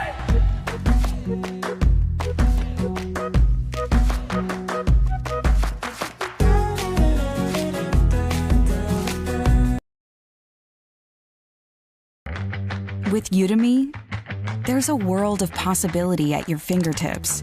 With one click, you're in the leading online marketplace for learning and skills. Want to become an AI expert? This is learning from real-world experts around the globe. Want to awaken your artistic side? This is learning your way. Want to switch professions? Help your team reskill? This is Udemy, the power of possibilities.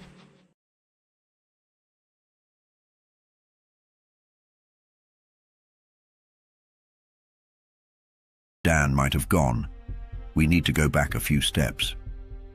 After the time of King Solomon, the kingdom of Israel split into two parts. The northern part kept the name Israel, and the southern part became Judah.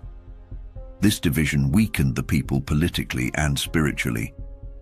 The northern kingdom, where the tribe of Dan belonged, quickly fell into instability. Kings came and went, many of them disobeying God's laws. The kingdom often turned to idol worship and foreign alliances, which made them vulnerable. But this new kingdom did not last long. Around 722 BC, the powerful Assyrian Empire invaded and conquered the northern tribes. The Assyrians were known for their brutal tactics, mass deportations, forced labor, and population mixing. Many Israelites were taken away into exile. Others fled to avoid capture. Some simply disappeared from the records. This event became known as the scattering of the lost tribes of Israel. Dan was one of those tribes. But while most of the scattered tribes left little trace, the tribe of Dan may have had an advantage that helped them survive. Unlike the others, the Danites were known for something special. They knew how to travel by sea. In the book of Judges, chapter 5, there is a line that says, "And why did Dan remain in ships?" This short sentence tells us something important. While other tribes stayed on land, Dan had experience with boats and ships. They may have worked as traders, fishermen, or sailors. Some may have even lived part of their lives along the coast or on the water itself. This skill made them different. It gave them mobility when others were trapped. When the Assyrians came, many tribes had nowhere to go. But the Danites may have taken to the water. They could have escaped by sea. And they may have sailed away, possibly in many directions. But if Dan escaped by sea, where did they go? Did they settle in nearby lands? Did they cross the Mediterranean? In time, strange clues began to appear, not in the Middle East, but across Europe. Many researchers noticed something curious.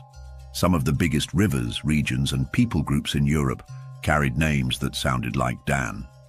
The Danube River, which flows through Central and Eastern Europe, has held that name since ancient times. Some ancient texts even call it Danuvius, which may share the same root.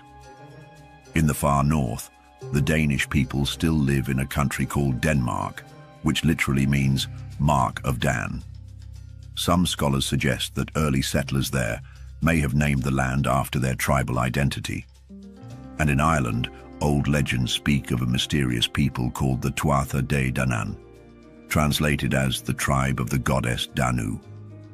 They were said to be wise rulers linked to serpents and transformation. Were these just random similarities? Or could they point to something more?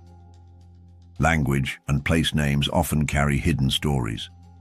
When the same root appears in multiple regions, it can suggest shared origins or migrations. And as more evidence was studied, the pattern grew stronger.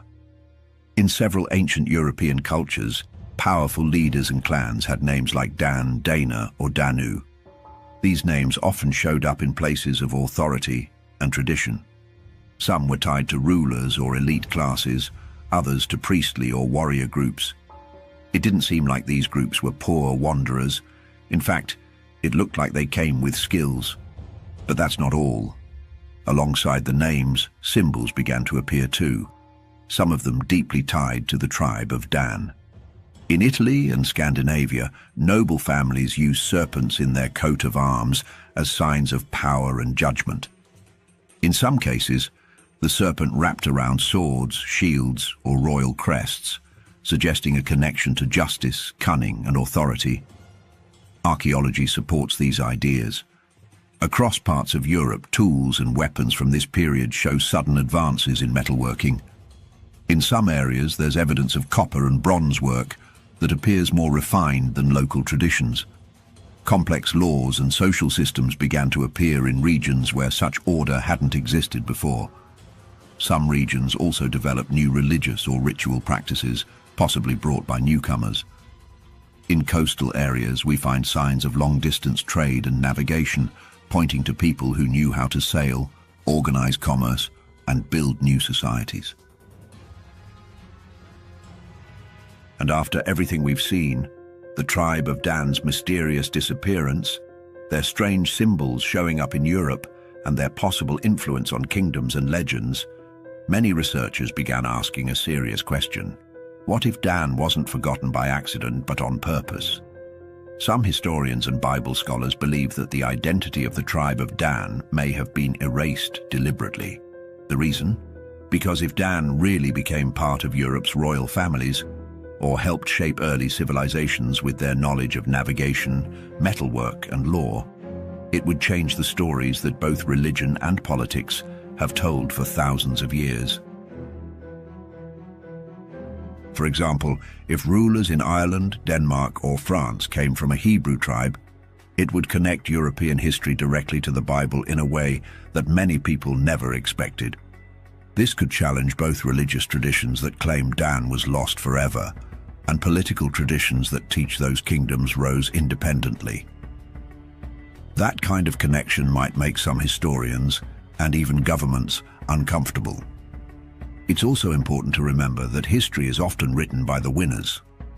When new leaders or empires take power, they sometimes try to hide or change the past.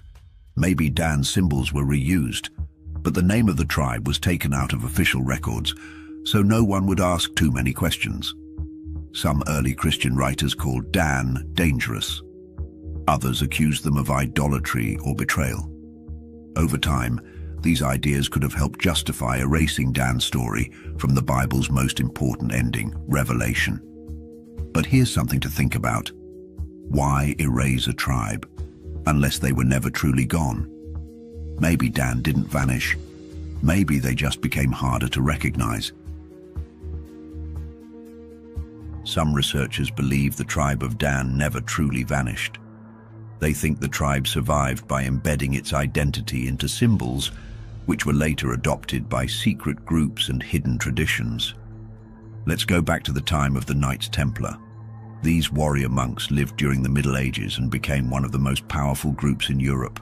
They protected Christian pilgrims, built castles, and even managed money like early bankers. Their influence stretched across continents, but they were also connected to many mysterious stories, including rumors that they discovered ancient relics and hidden truths buried in the Holy Land. Some believe the Templars discovered ancient knowledge, possibly even connected to the tribe of Dan. This theory suggests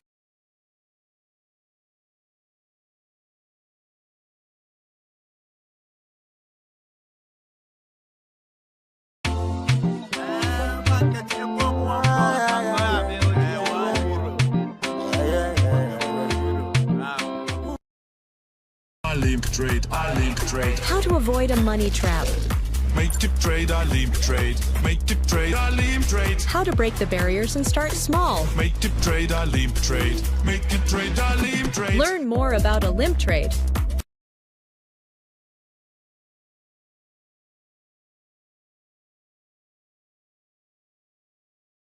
Freemasons are a secretive society that became very popular in Europe after the Middle Ages. They use many symbols, like the square and compass, the all-seeing eye, and twin pillars. Some of these are also found in old stories about Dan, especially the idea of building, judging, and guarding knowledge. But that's not all. During the same period, strange books began to appear. These were called alchemical texts. Alchemy was a mix of science, magic, and philosophy. Alchemists wanted to turn metal into gold, find eternal life, and unlock the secrets of the universe. These goals sound mythical, but they were taken seriously in secret circles. These books were filled with strange pictures of hidden stars and codes that only a few people could read.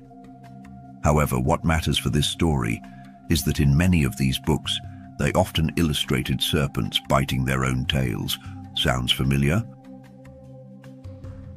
But there is an even stranger theory.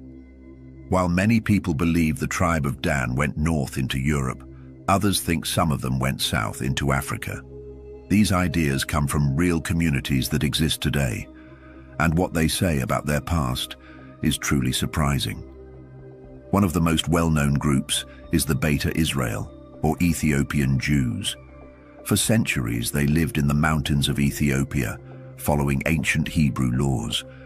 They kept the Sabbath, avoided certain foods, and celebrated feasts that came from the Old Testament. They even claimed they were part of the tribe of Dan, a group that left Israel during times of war and settled in Africa. Another group is the Igbo people of Nigeria. Some Igbo families believe they are descended from ancient Israelites too. They also practice male circumcision on the 8th day, avoid pork, and celebrate traditions that are very similar to Jewish customs. Some of them even say they are from Dan's tribe. Then there's the Lemba tribe of southern Africa. Like the others, the Lemba keep Hebrew-style laws, celebrate sacred days, and have a priestly group called the Buba, which reminds some scholars of the ancient Jewish priesthood. What's even more interesting is that DNA tests have shown that many Lemba men carry a special genetic marker also found in Jewish priests from the Middle East. So, is this proof that the tribe of Dan went to Africa? Not quite. Scientists agree that these groups likely have ancient Middle Eastern roots. But when it comes to proving exactly which tribe they came from, like Dan, Levi, or another one, it gets difficult. Too much time has passed. People have moved, mixed, and changed. Oral stories can fade. Genetic evidence can only tell us part of the picture. Still, the signs are there. If the tribe of Dan traveled by ship, maybe they didn't just go north into Europe. Maybe some of them sailed south, into Africa. Maybe the Serpent Trail was never in just one place. So yes, the Bible stops mentioning the tribe of Dan after a certain point, but that definitely doesn't mean they were lost forever. Just think about it. The tribe of Dan had special skills. At that time, much of Europe was not very developed, and those skills would have been valuable not just for survival, but for building more advanced societies. A group like that wouldn't simply disappear. They would be welcomed by other cultures, or blend in and slowly shape the people around them. So, what do you think happened to the tribe of Dan? Let us know in the comments, and if you know of any clues we didn't mention, we'd love to hear them. Don't forget to like, subscribe, and hit the bell icon so you don't miss the next mystery. Keep your minds open, and until we meet again. Did you know the pyramids of Egypt may not have been built just as tombs?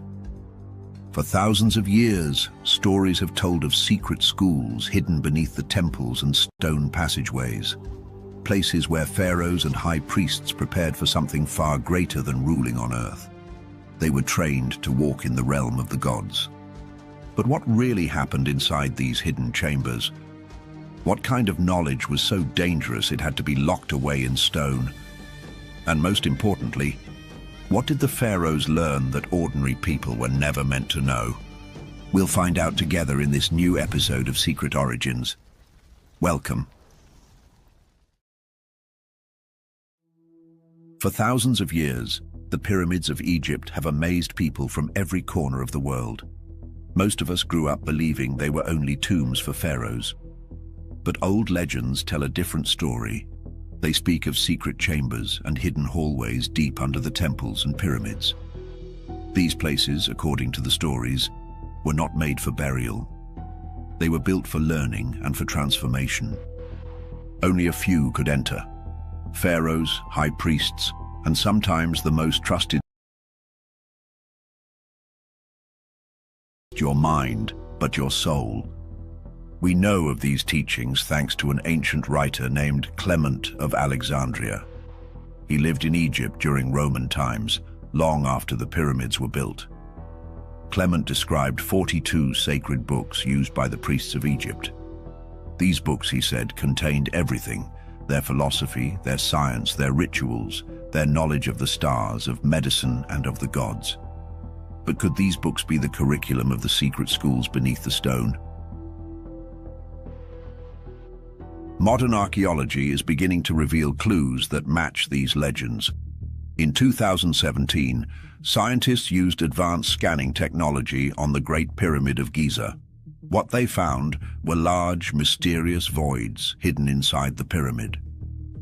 The purpose of these spaces is still unknown, but some believe they may have been special rooms for powerful rituals of death and rebirth. Even more dramatic is what was found beneath the step pyramid of Saqqara. There, archaeologists uncovered over 5 kilometers of underground tunnels and chambers. Many of the passages were false, designed to confuse anyone who entered. Some scholars now believe this labyrinth was not only a tomb, but also a place of spiritual training. To survive, people had to learn to master fear and to guide themselves in the dark. In 2025, archaeologists uncovered a massive 3,600-year-old tomb near Abydos, one of Egypt's holiest cities. But of course, many believe this is more than just an ordinary burial site. Abydos was already known as the burial place of kings and the center of the cult of Osiris, god of the dead. The discovery suggests that Abydos may still hold many untold secrets, and that its role in ancient Egypt was even more significant than previously thought. But these discoveries leave us with a deeper question. Why would the Egyptians go to such lengths to hide these places? What kind of training was so secret and so powerful that it had to be buried? Ladies and gentlemen, this is your captain speaking. Please fasten your seatbelts. We're in for a thrilling ride. Flight time will be non-stop until the buzzer, and we'll be cruising above the rim. Temperature on the court will be hot, with unexpected cold moves. Cabin crew, we're cleared for Season 6 tip-off. It's takeoff time. BAL, rise with the game.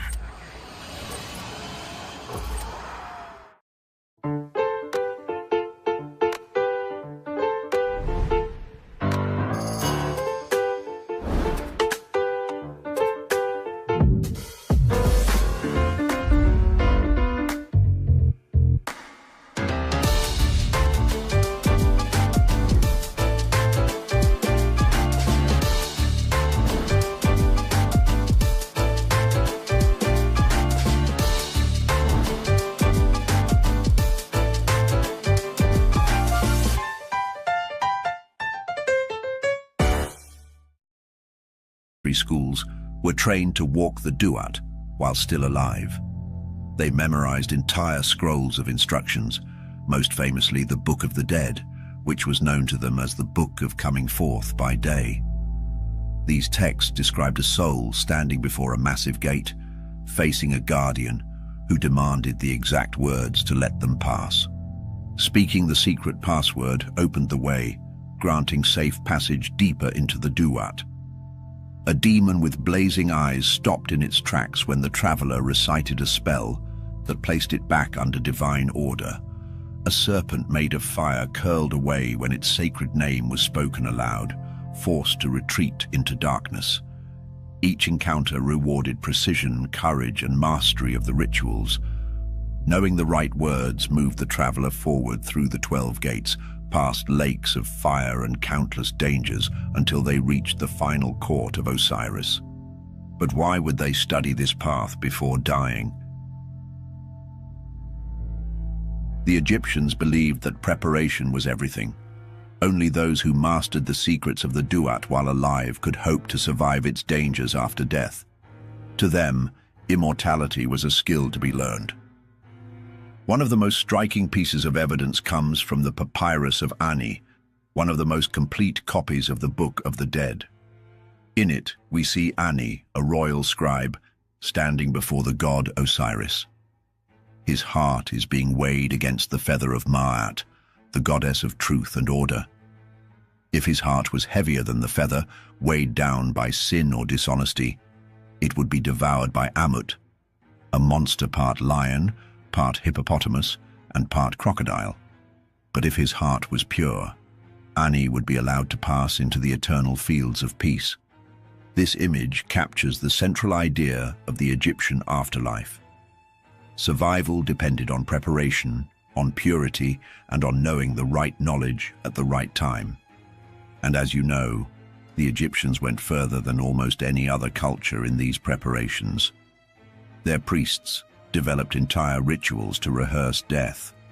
In chambers deep beneath temples, initiates would lie in coffins or in dark rooms, reciting the words of the Book of the Dead, as if already crossing into the duat.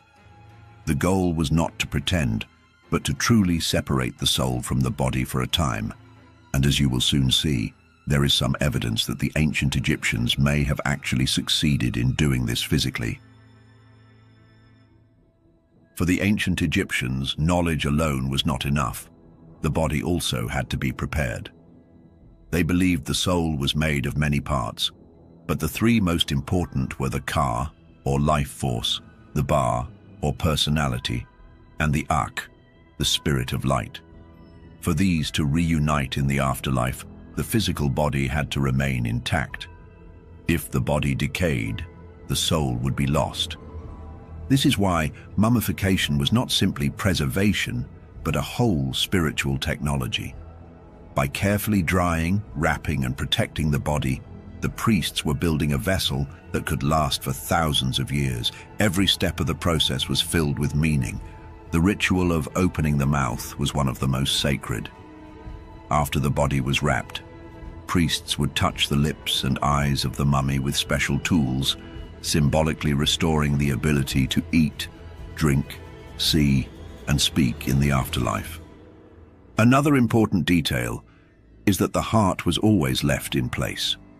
Unlike the brain, which was often removed, the heart was seen as the true seat of thought and consciousness. This shows us how differently the Egyptians viewed the human being. For them, memory, identity, and judgment all lived in the heart. And since the heart would one day be weighed in the halls of Osiris, it had to stay with the body. Even the choice of resins and wrappings had meaning. The materials slowed decay, but they also symbolized purity and divine protection.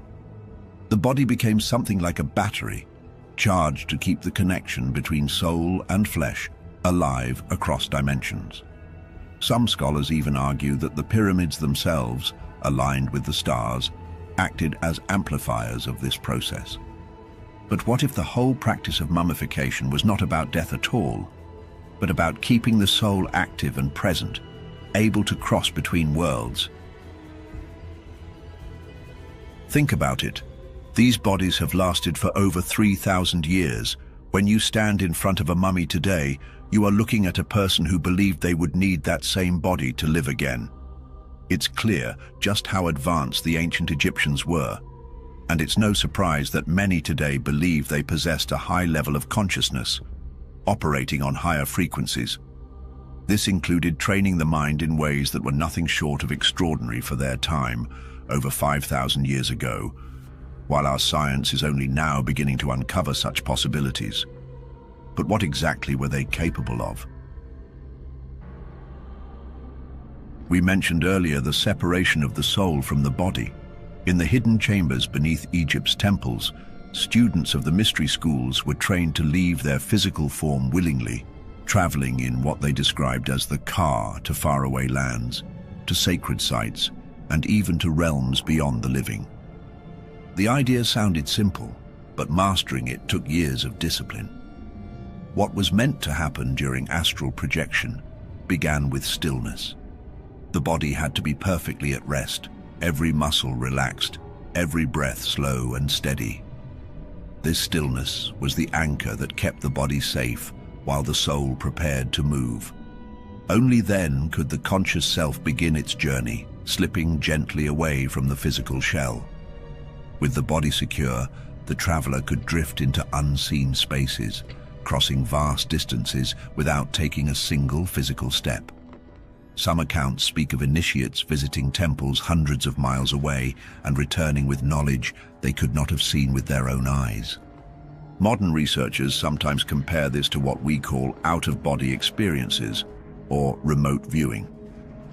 There are experiments from the late 20th century, such as those funded by the US military, where participants claim to describe secret facilities in other countries without ever leaving a locked room. Whether coincidence or unexplained perception, the similarity to the Egyptian accounts is hard to ignore. Maybe this doesn't sound so impossible, but remember, the ancient Egyptians lived over 5,000 years ago, at a time when many other civilizations were still learning to build simple mud brick houses. If it's true that they could master something like astral projection, that's astonishing, because even today, science struggles to fully understand or reproduce it.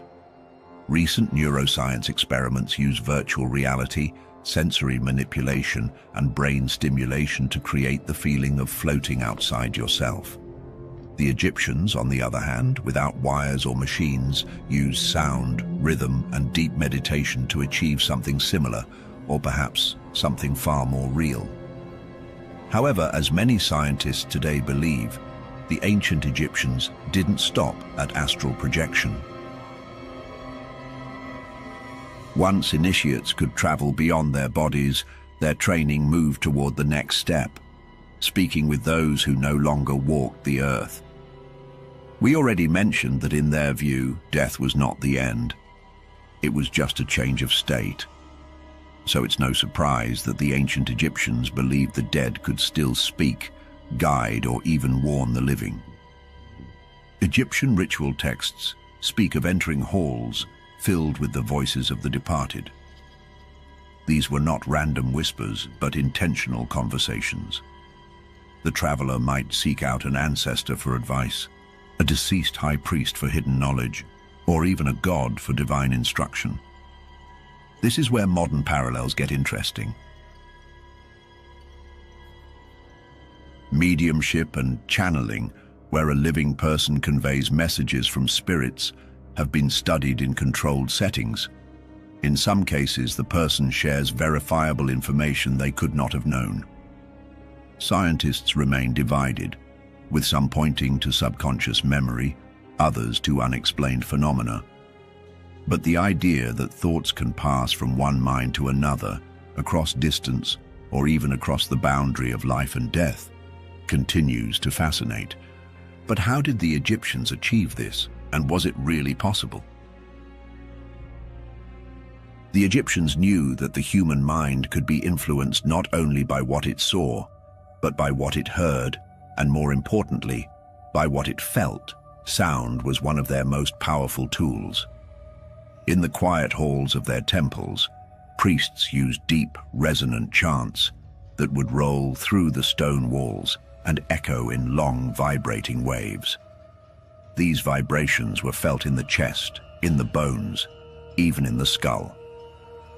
Modern science has confirmed something remarkable.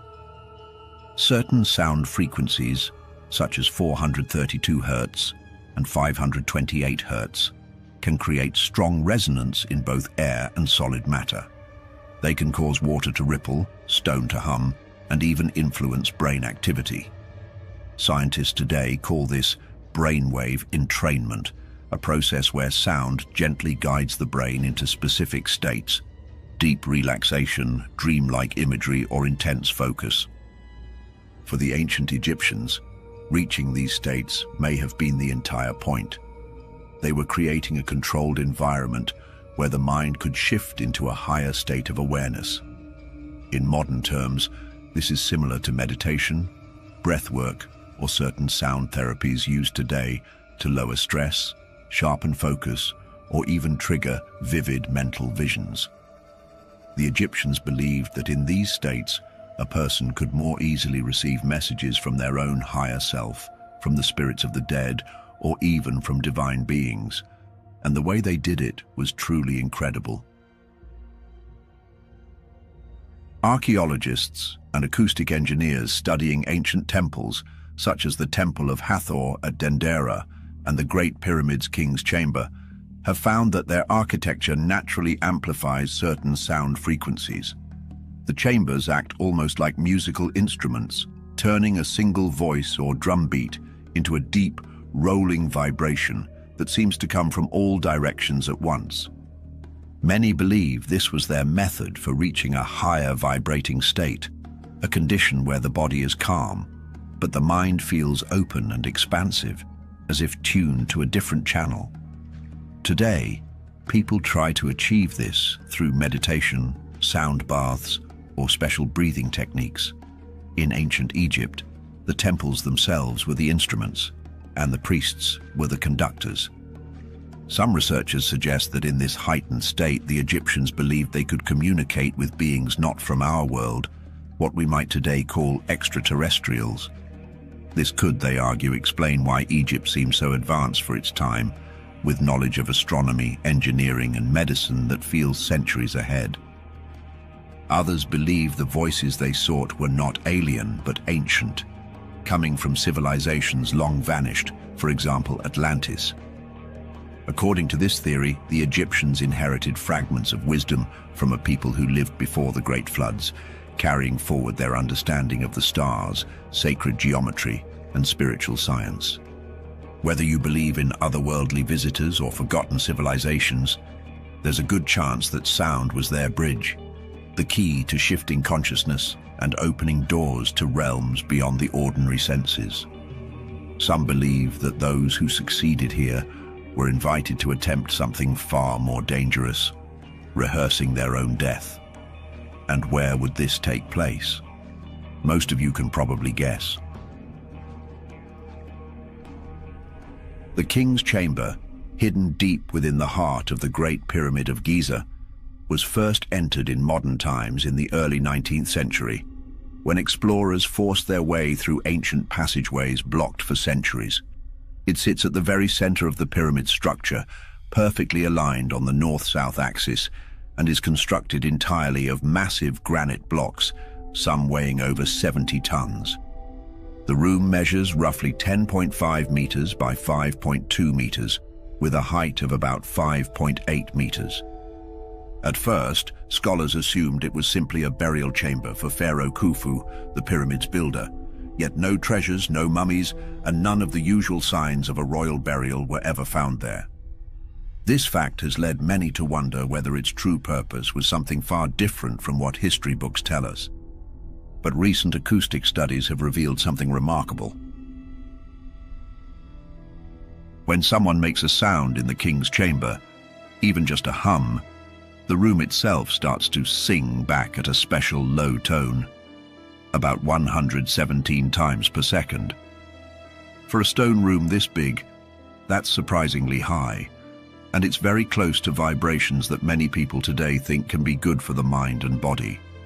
This happens because the granite walls are very dense, and the shape of the room makes the sound bounce in a special way. These kinds of tones are known today to sometimes affect how the brain works and how we feel. Such findings give weight to long-standing theories that the space was designed not only for physical functions, but also for experiences meant to affect the mind, suggesting the ancient builders understood properties of sound and stone that modern science is only now beginning to confirm. And on top of that, the Great Pyramid was not placed at random. Its alignment and proportions reveal a deep understanding of mathematics, astronomy, and the natural world. The structure is oriented to true north, with an error margin of less than 0.05 degrees, a feat that even modern builders find challenging without advanced tools. This accuracy suggests they were using methods far beyond simple sightlines, possibly relying on precise astronomical observations of the stars.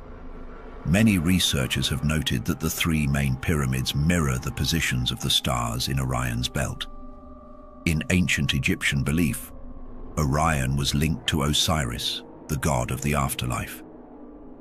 Sirius, the brightest star in the night sky, was associated with the goddess Isis.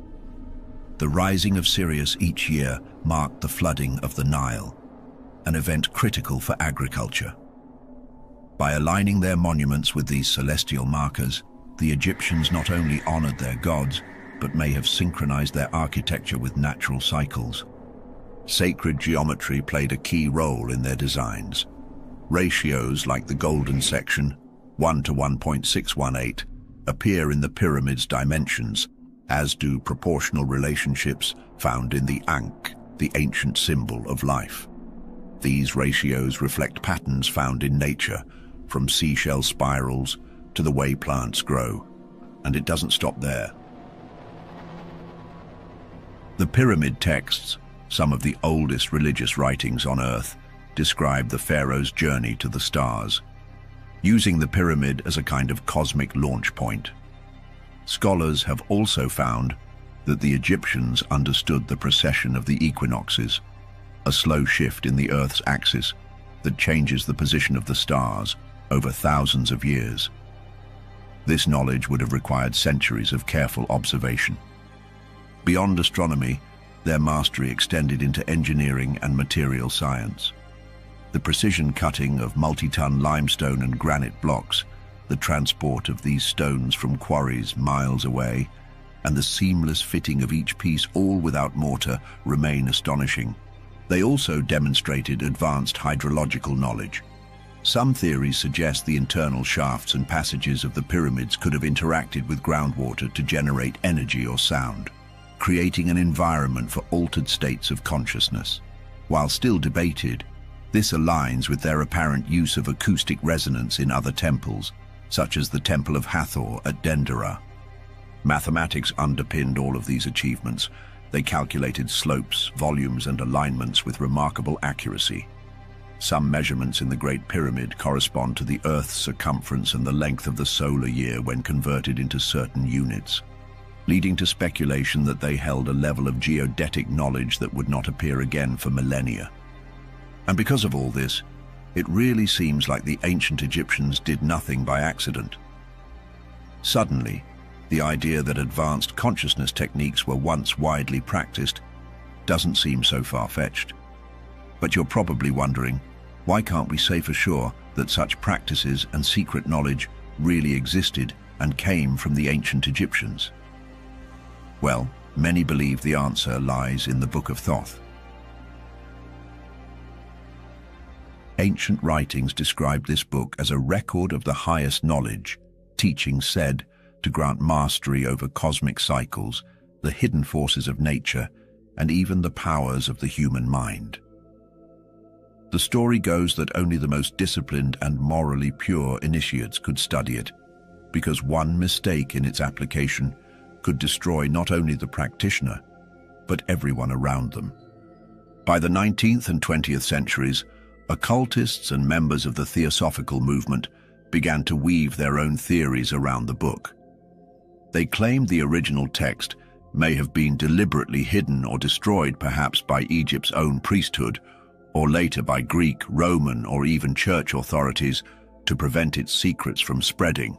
According to them, this was protection against knowledge that could lift humanity to higher states of consciousness, or plunge it into chaos.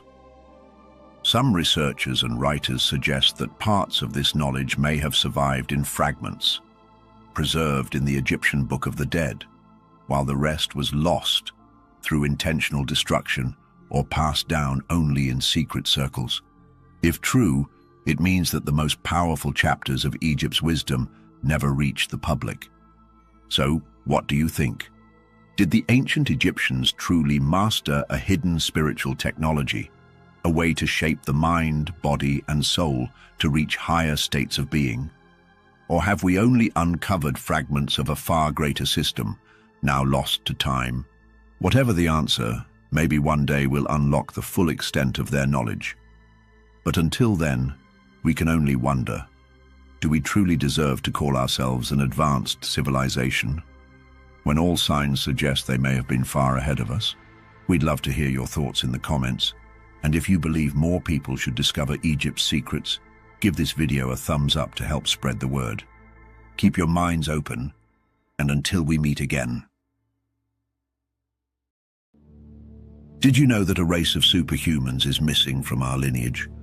Let's go over the evolution of man that science taught us.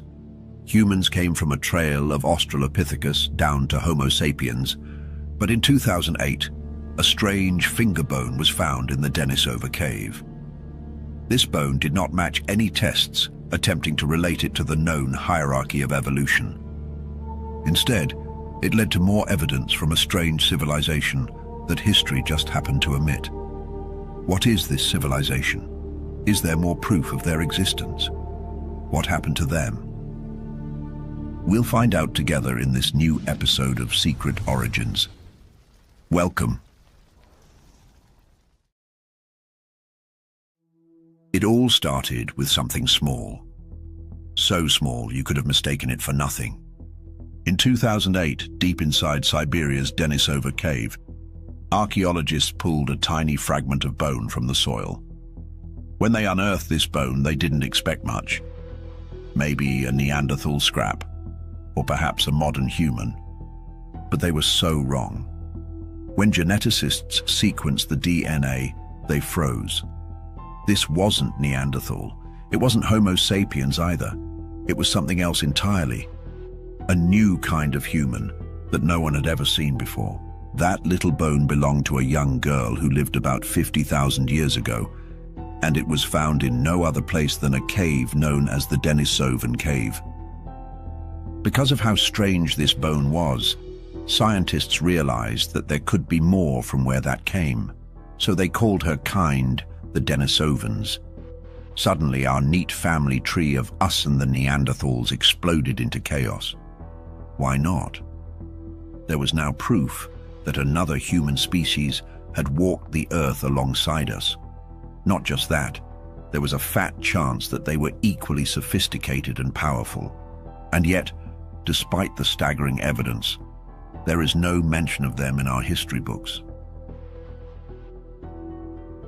If you've never heard of the Denisovans before, you're far from alone. The shocking part: more testing has proved that their DNA is everywhere. Studies propose that modern people from Tibet, Mongolia, Papua New Guinea, and Australia may carry up to 5% Denisovan DNA in their blood. That's not a minor detail. That's a full-blown lineage, an entire species that no longer exists, except inside us. And here's the kicker. While Neanderthals left dozens of skeletons, Denisovans left almost nothing.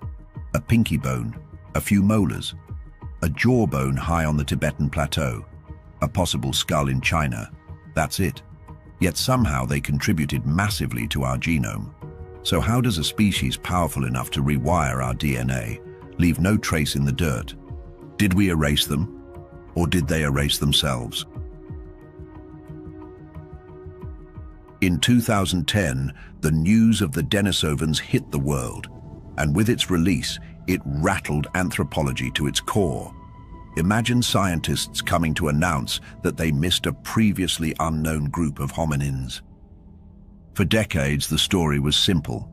Humans evolved in Africa, Neanderthals lived in Europe, and the two occasionally crossed paths. Clean, neat. But the Denisovans ruined that neatness. From the finger bone found in Denisovan Cave, Siberia, a new mitochondrial DNA was uncovered. Suddenly, there wasn't just one lost cousin. There was another hiding in plain sight.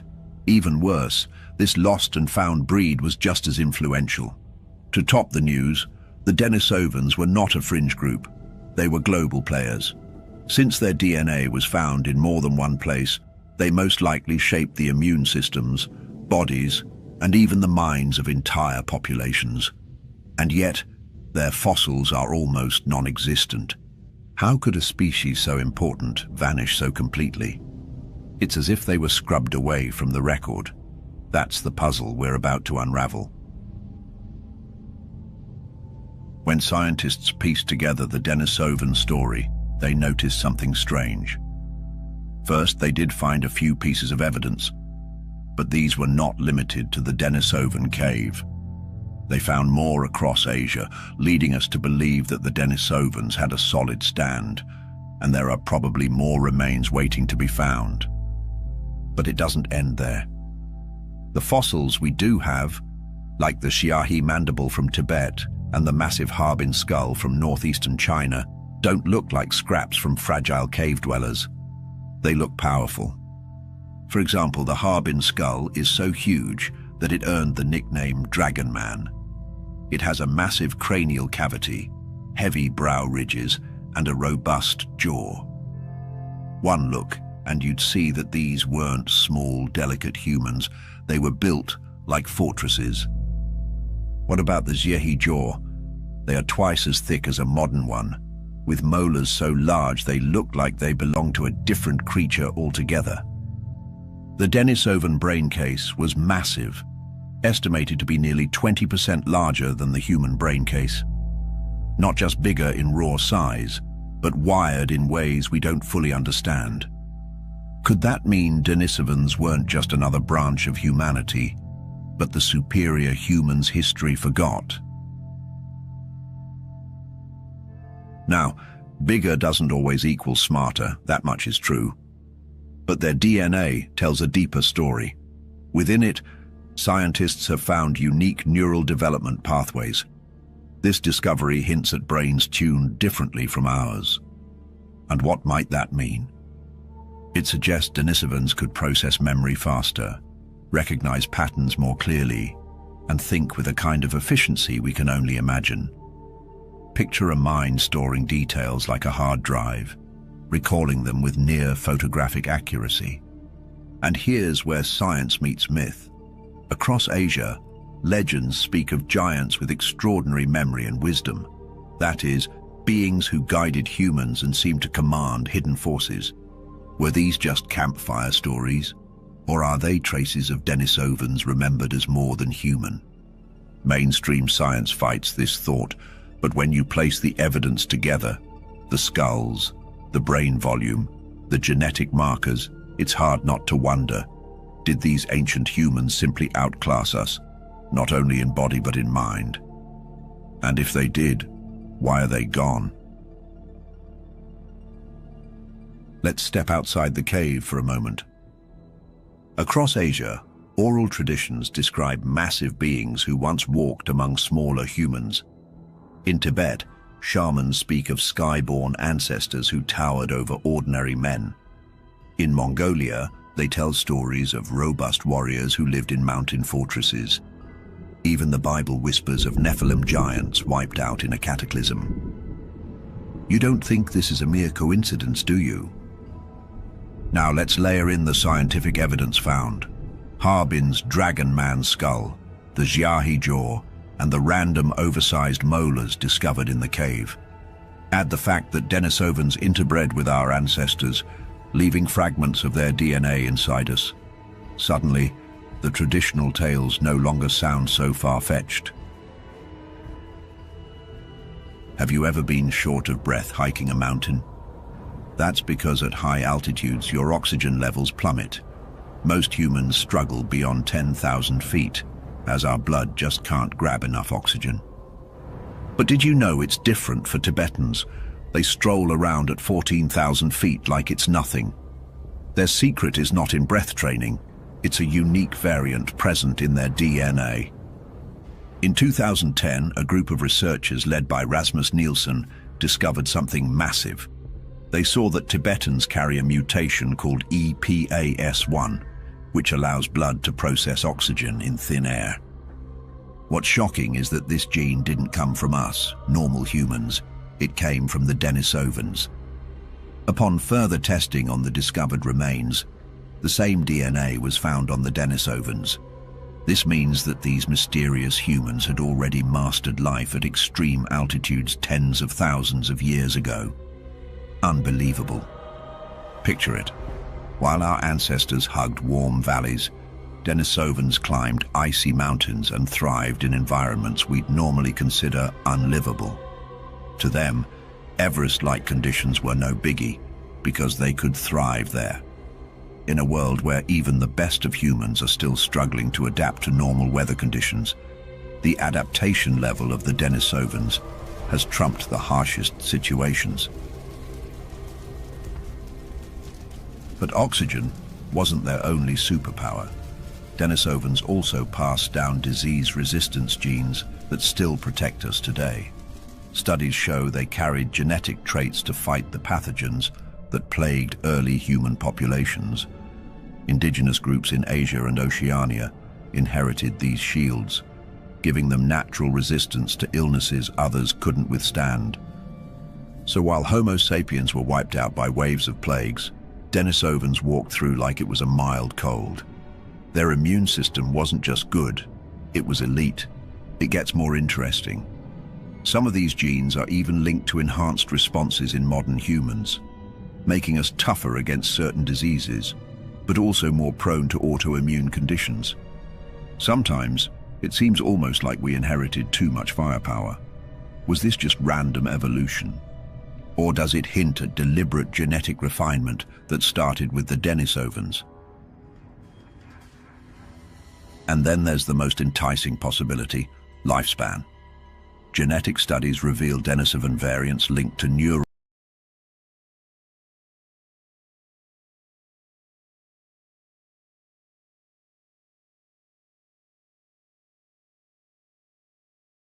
resilience and slower cell degradation. In plain terms, the Denisovans may have aged more slowly than we do now. Some researchers speculate Denisovans could live longer, stay sharper, and endure physical extremes without the breakdowns that modern humans face. Combine that with their robust frames